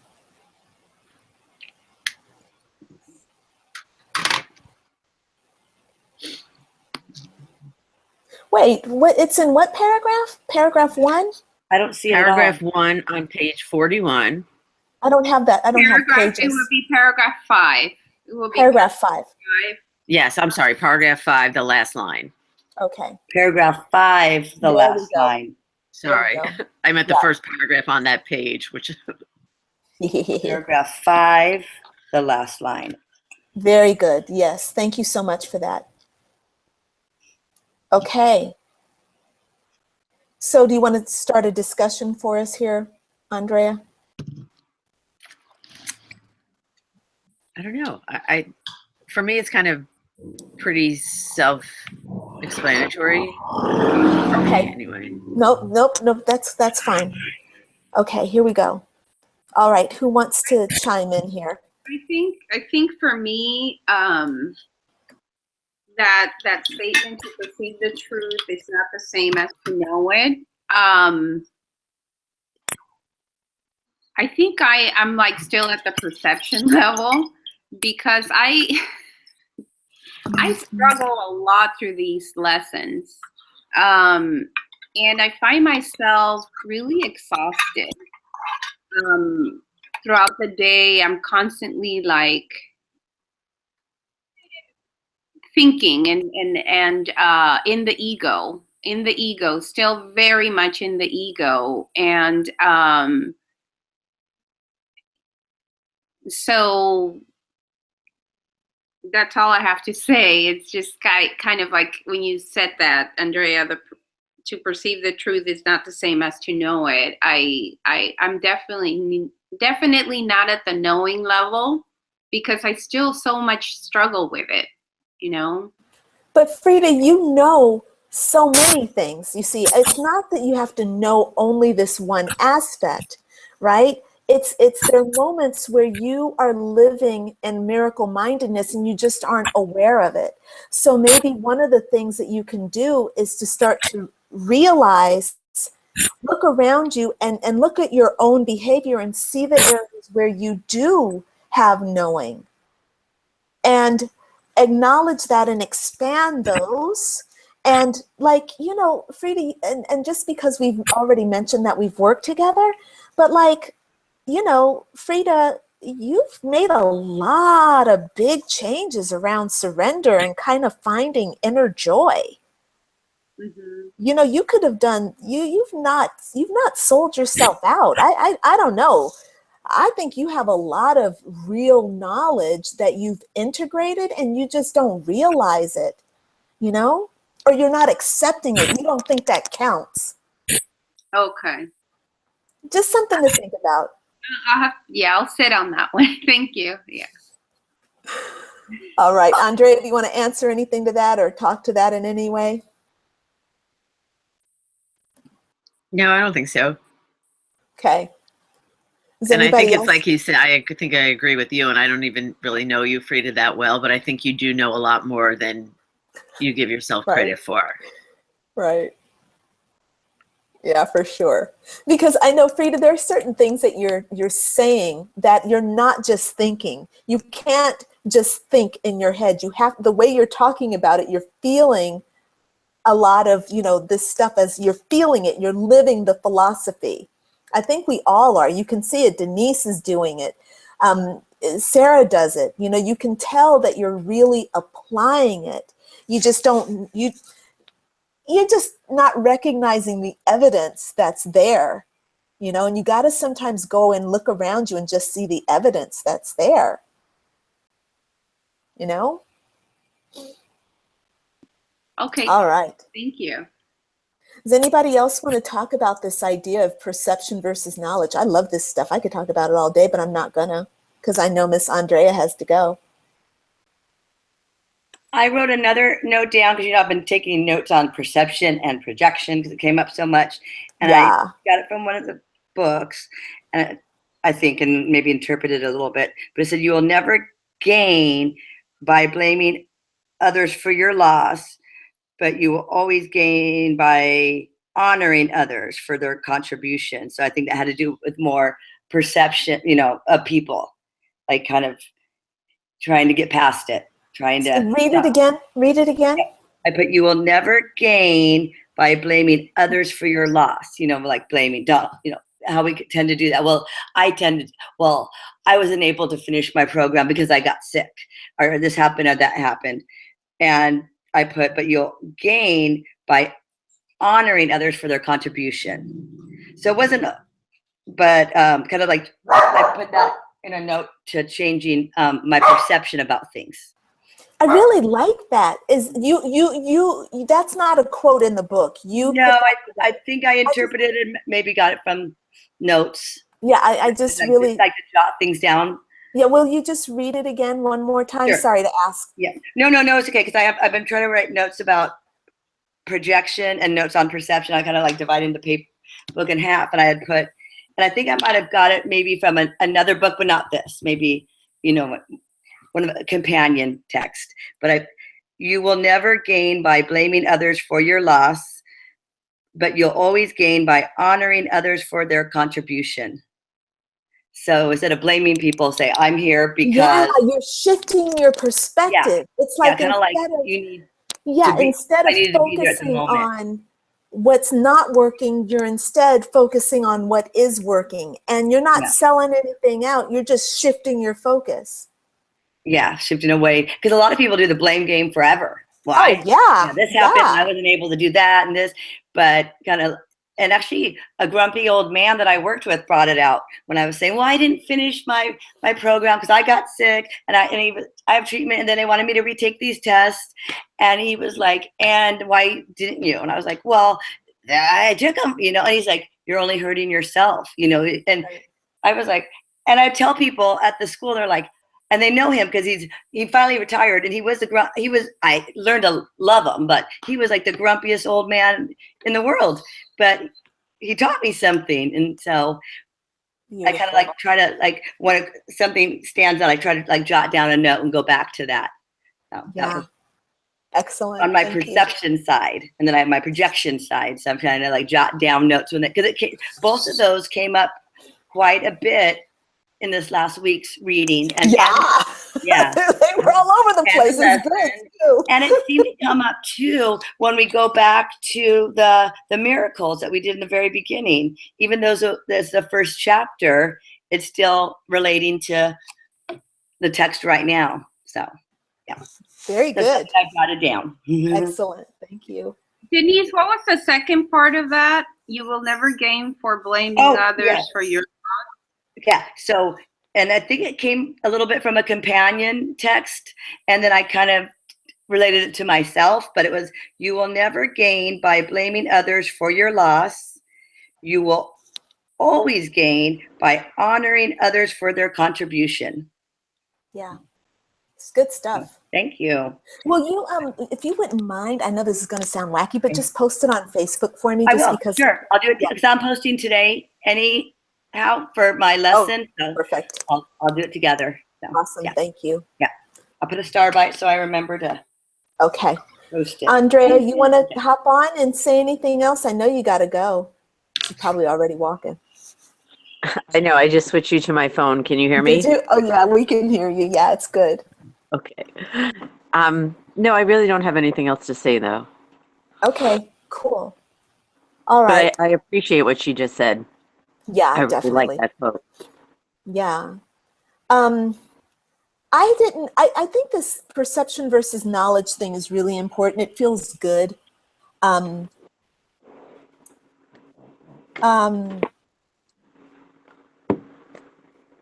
Yes, I love this work. It's so fun, and it's so good to study it with you guys. It's really so good. Thank you, God. All right, I think we can go ahead and move on to the next section if nobody has anything to contribute there. They want to add, rather. All righty. Thank you so much, Andrea. All right. Here we go. Moving back to, we're going to go back up to section 2, chapter 3, section 2. So this is going to be Denise. Yeah. We're going to finish up with Denise here doing miracles are true perception. Yes. Okay. This one I found a bit more challenging than the others that I've done. Like felt going in. But I did the last judgment and others, I felt very clear about them. This one took me a couple of times, and I'm still not completely, but I kind of jotted things down because talking about it always helps it to make a bit more sense. So the miracle of true perception, which like I said, perception and projection kept coming up a lot. And chapter 1, couple things. It said, it is important to conceive, and this is from the book, of light and darkness, or everything and nothing as joint possibilities. That I had to read a couple of times, and hopefully we can go back to that, because that was wasn't exactly clear. But it is essential that you realize your thinking will not be erratic until a firmer commitment to one or the other is made. And I think it was that part when it was talking about the right and the wrong thinking, possibly. And so in my notes, I put maybe, to me, it could mean that you are allowing your mind to be healed. And then last week, I felt like we talked a lot about fear and how that affects us. So maybe when you refuse to be upon a fear, you're kind of reducing your ability to have a lot of illusions and projections. So kind of tying it into that whole releasing or getting away from the fear mode. And when healing is more attractive than pain, it could be at peace. And yeah, this was the one that talked a lot about right thinking and wrong thinking. And I put maybe the right thinking mind regards pain and difficulties. And this kind of related to what Andrea was saying about the whole parking thing. And then, instead of like getting angry, okay, that's where you need to be. But the right thinking mind regards pain and difficulties as a call for kindness and compassion. So instead of anger with anger, this person needs my kindness or my compassion. Maybe someone's dying, he needs that spot, or he just, it's if he doesn't get that spot, he's going to go crazy. So kind of give that person compassion. Okay. What chapter is that? I mean, what paragraph is This is that? paragraph 1. Oh, thank you. Thank you. Yeah. And then so on paragraph 2 was a lot about perception. And paragraph 2 was saying, okay, innocence or true perception means that you never misperceive and always see truly. More simply, which I didn't find it more simply at all, but it means that still need to keep reading it, but means that you never see, but then now it's starting to make a little bit more sense, what does not exist and always see what does. So maybe creating an entirely different outcome than would have, now this is coming from this notes, this is from the book, but create an entirely different outcome than you would have generated if you acted from fear. So maybe miracles are the natural outcome of choosing love. So kind of getting away from that fear mode into love and compassion and kindness can change how we look at things and live. And now can get us into the right mind, because it was, so maybe, let's see, okay, so here's again, kind of gearing away from illusions and projections and trying to create a relationship. Let me turn this off, sorry. This is my mom's phone. Sorry about that. Okay, so we're trying to gear away from projections and to create a relationship of more of kindness, compassion, and love. And that can try to get us into the more of the right mind. But this, like I said, was a difficult one for me to kind of chew on. I feel like I needed to kind of keep going back to it. And then, I agree. Yeah, I felt the same way, I think. really, yeah. It was like when I did the other two, okay, I really get it, but I had to keep kind of like letting it go and then go back, let it go, and kind of like contemplate and then kind of come back. And I feel, yeah, this was the most difficult of all of them. And then the third chapter, okay, still talking about the right mind. And so it was, again, the miracle, comes from the book. It says the miracle perception perceives everything as it is. So, and I thought maybe this could be a shift in having that shift in perception when we transfer our attention from fear to joy, to love, to compassion, can kind of change us from the wrong to the right mind, possibly. And a viewpoint of a miracle maybe could be to be our true nature is spiritual, with love and kindness, shifted away from fear. So love and healing and genuine forgiveness are ultimately far easier than anger, hate, self-doubt, worry, because it's easier to love than to hate. It takes so much more energy to hate someone, to be angry, than to have compassion and love. So I think that could maybe put us into the true perception.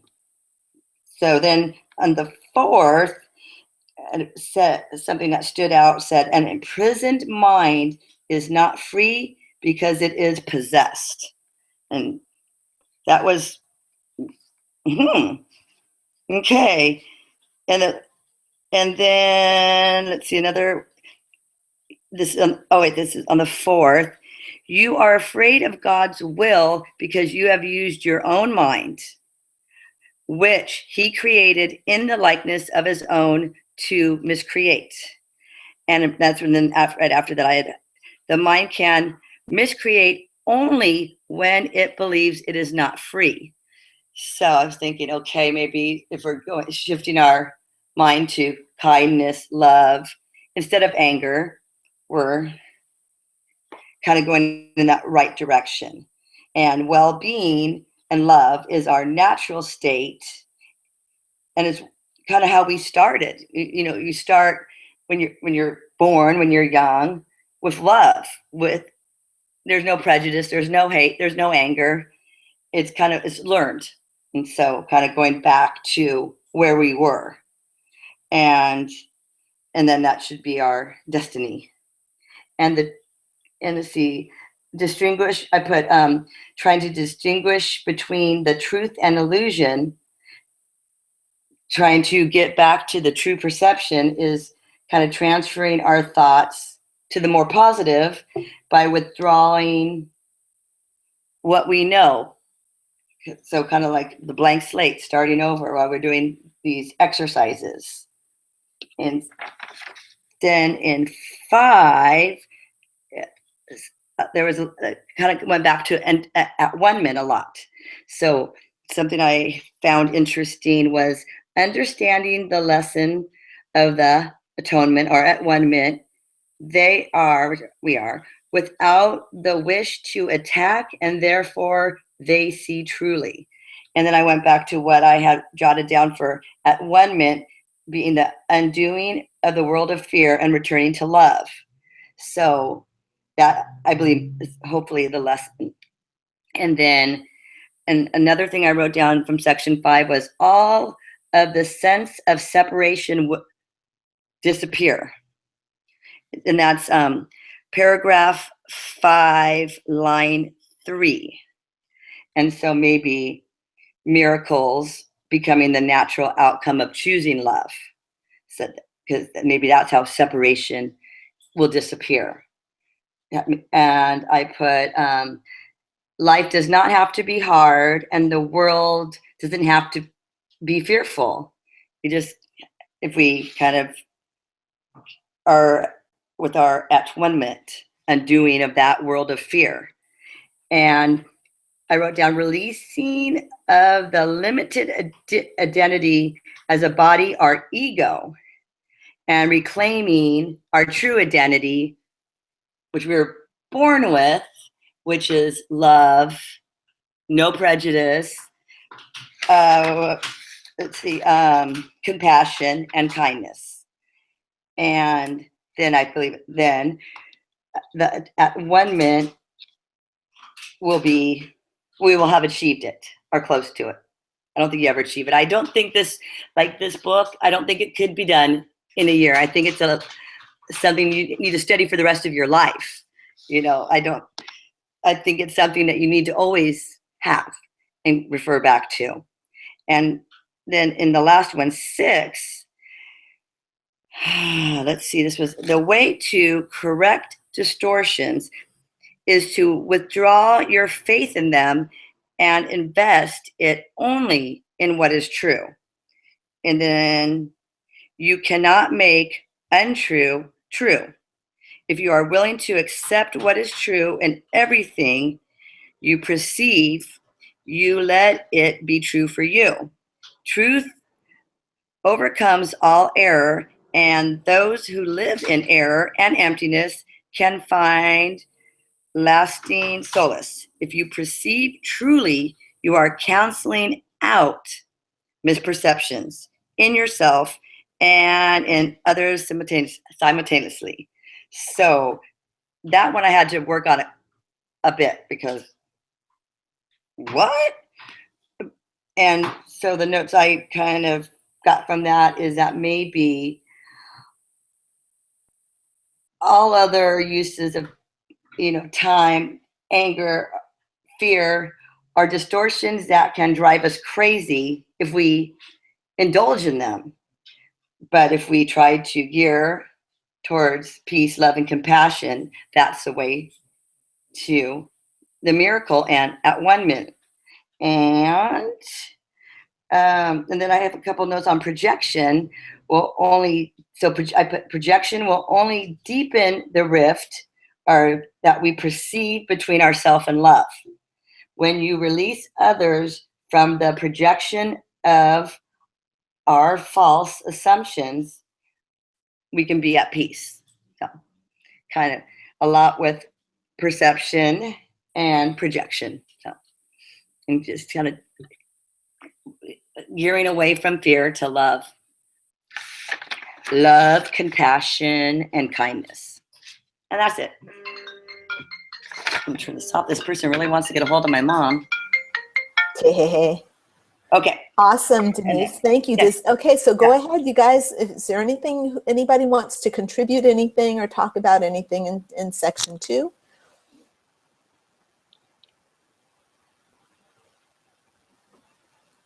But I did, out of all the sections, I found that to be the most difficult for me. I was like, why did I pick this one? My God, I should have looked at it first. But it kind of helped me to keep going back to it. But I think you did fine with it. Helpful.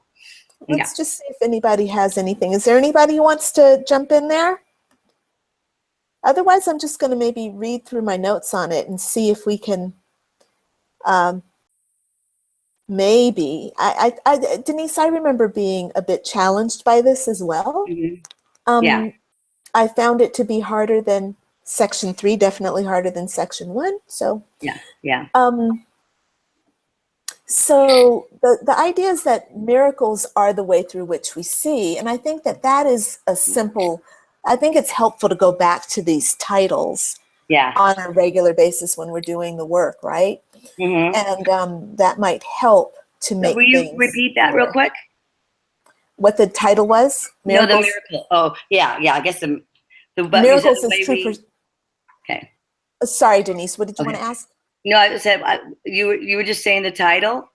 Yeah, miracles is true perception. Okay. Yeah. And the way we see things. Yeah, exactly. That's kind of the point, right? Like, it's like, okay, if you remember that, then everything that he's teaching in the chapters is kind of based on making sure that it answers that title of miracles as true perception. That's the real perception. That's right-mindedness. So I have in paragraph 1, Jesus explains that we need to make a decision and to stop straddling the fence of two contradicting possibilities existing at the same time. And I was really excited by this because the idea is either, like, we tend to, especially in our Western society, we tend to not want to judge something is good or bad. And I think that he's saying, look, you don't have to judge anything. Just accept that it's true. Just accept that fear is false and love is real. That's simple. And he says you can't choose all darkness because even the darkest of the darkest heart has experienced some level of light. But there's no darkness that can tarnish light. Light is always light. In paragraph 2, Jesus explains that innocence is a way of life, not a diet that you do until you lose weight, and not an outfit that you wear for a day and then you change it the next. So to me, it sounds like he's talking about commitment to a principle and practicing to carry it out, starting to see through the eyes of the miracle, just like what we're doing in our sessions, just like we did with that last exercise. We sat there and we released our perceptions down as far as we could to see the presidency in a new way. That's the opportunity we gave ourselves, and this is what he's saying to do. Now, I don't know how many of you know about tarot, but actually,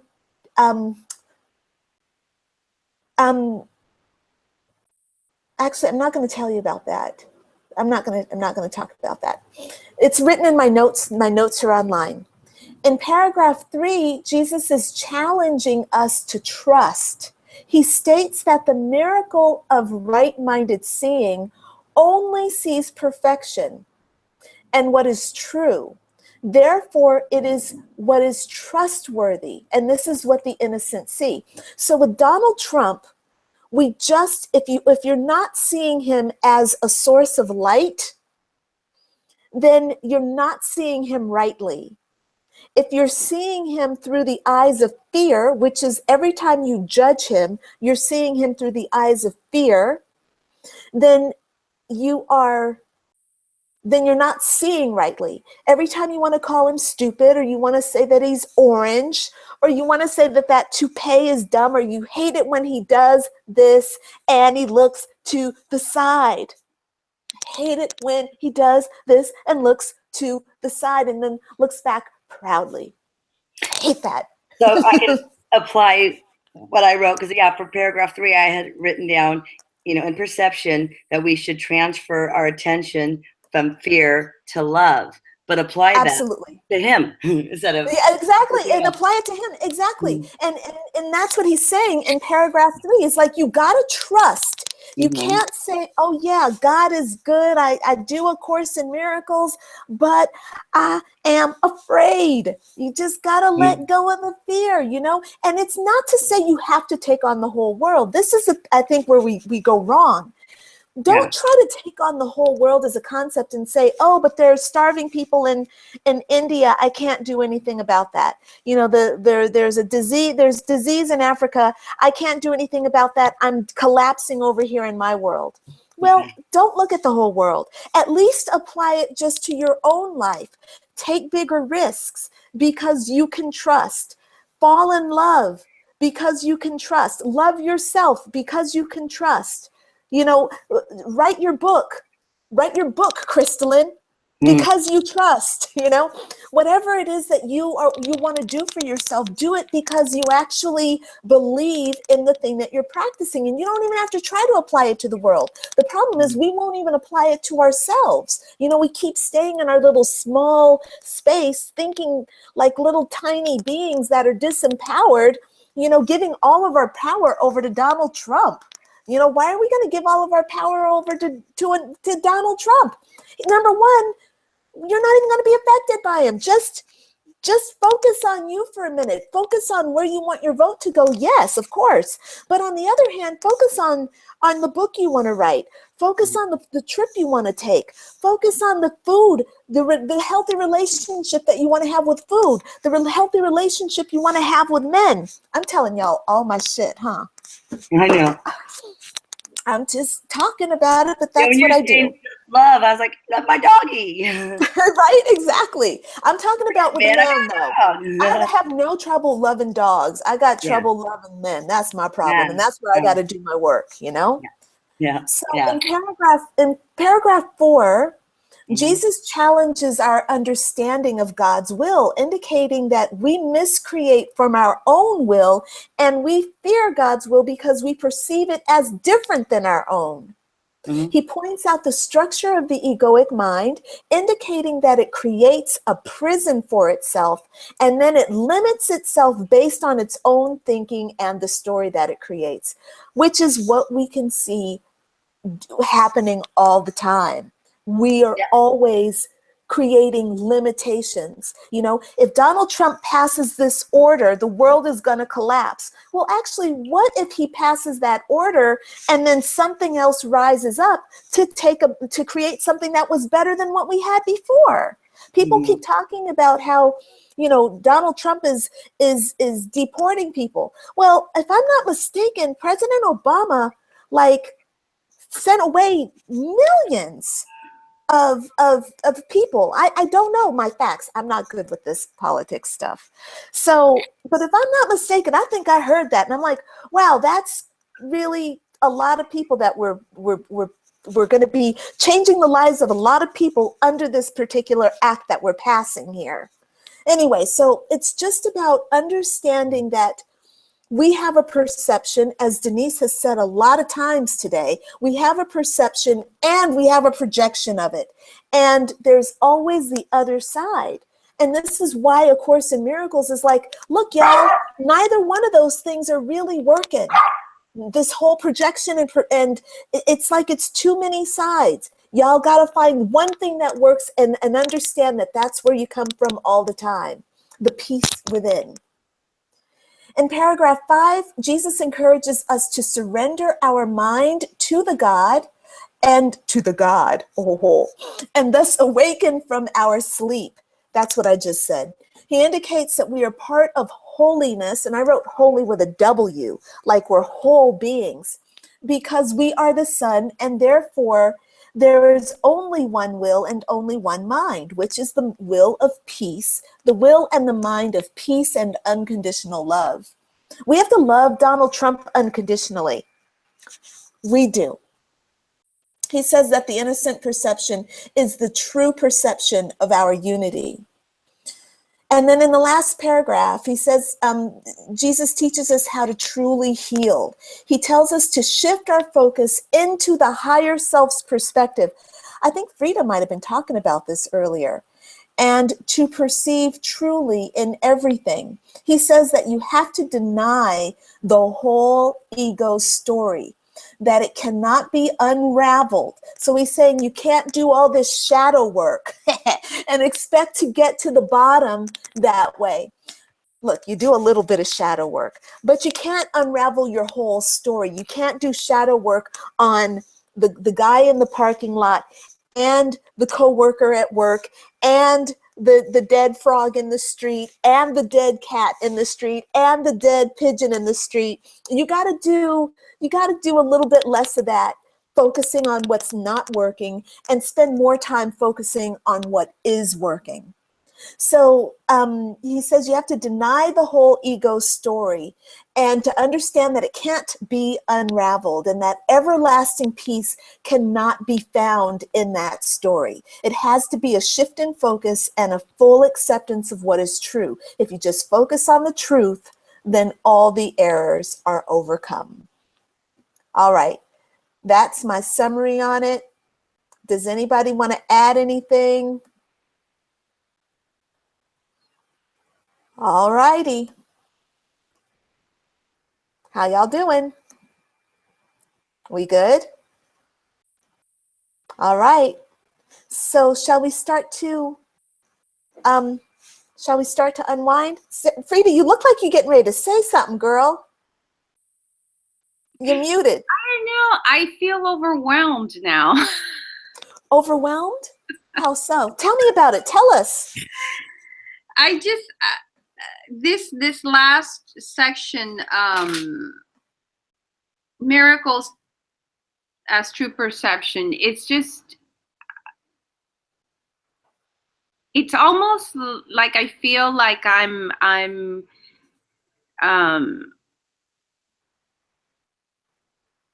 I guess it to me it speaks of faith. Like it's almost like, you know, it's just take a leap of faith.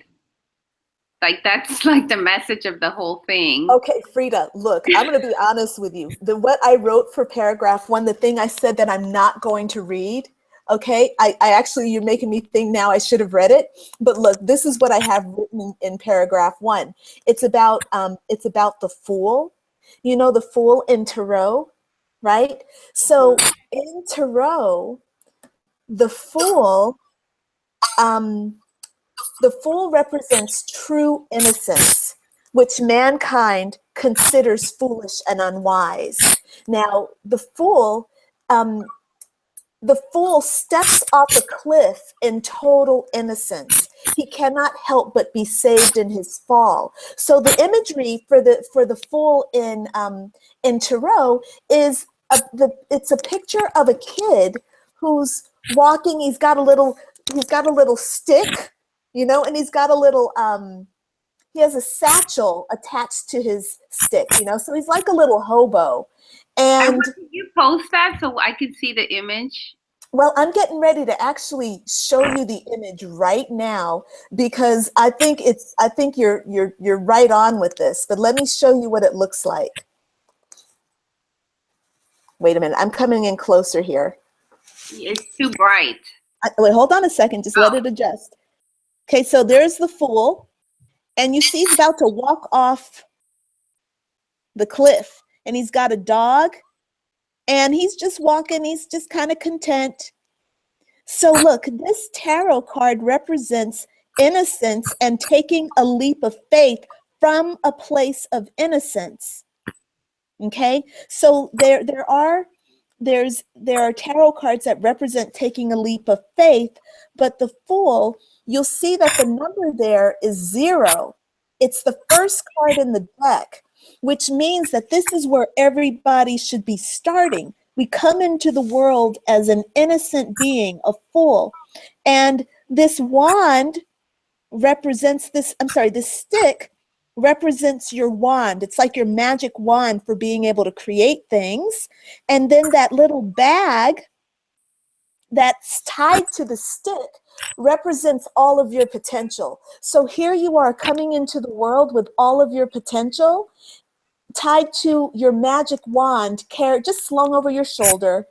And you've got a greyhound at your side, which represents the divine feminine as your guardian. The divine feminine represents your feeling nature. It's your intuition. It's your connection to your feeling, your intuition, as I just said. So what I wrote was that the second paragraph reminded me of the Fool. And Jesus is saying that this fool, which we call a fool, but in tarot, we know that this fool represents wisdom. Jesus says that innocence is wisdom. And if the fool steps off that cliff in innocence, meaning if you walk off the cliff without thinking, it's not about having faith, Frida. I'm going to just make a little adjustment here. It's not about having faith. It's about walking off the cliff just because you're walking. You're just surrendering to what is. You're just present. You're not thinking. You're just foolish. You're just going. And what I wrote is, if you step off the cliff in innocence, you will be saved in your fall.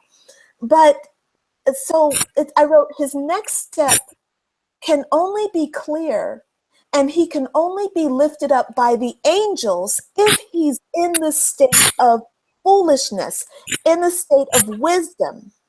This is the true nature of the fool.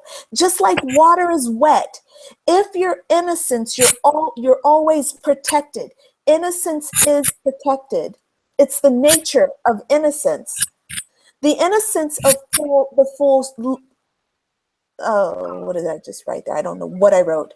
The innocence of the fool shapes his life. It's the innocence that shapes your life.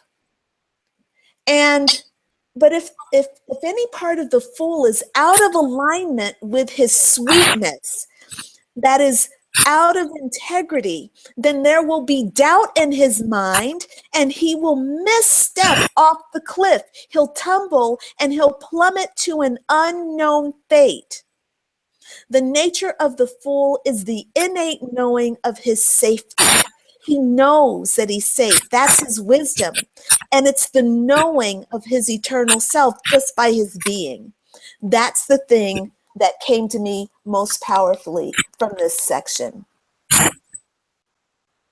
Does that make sense, Frida? Does that help at all? Yeah, that's very helpful.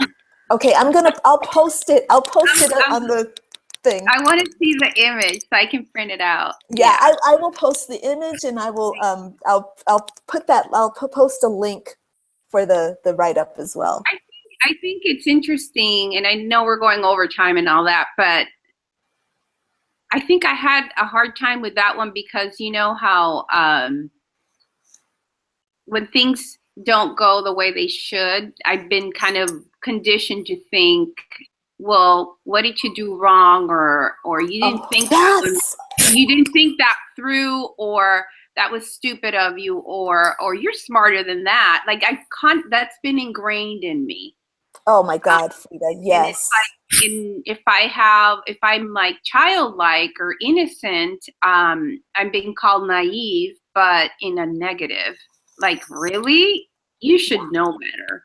So I think that what you just shared brought a lot of clarity, because I'm the happiest when I'm just not even thinking. Yes. When I'm just being, and I'm just like, I'm the happiest then with like simple things. And so thank you. I get it. I totally get it, Frida. And thank you for pointing that out. You know, that example is straight up what I'm talking about. We are conditioned to think that when something goes wrong, that it's our fault. We blame. Denise said this earlier. We're busy blaming people. We feel ashamed. I can't remember who talked about that. Did you talk about that, Frida? You might have talked about that. I talk about shame because it's like an ongoing theme in my life where I'm shamed. You know, if I don't have a job, then it's like, well, it's because he can't keep a job. And right? I mean, it's just like, if I don't have a man, well, you're so difficult. Well, that's why you don't have a man.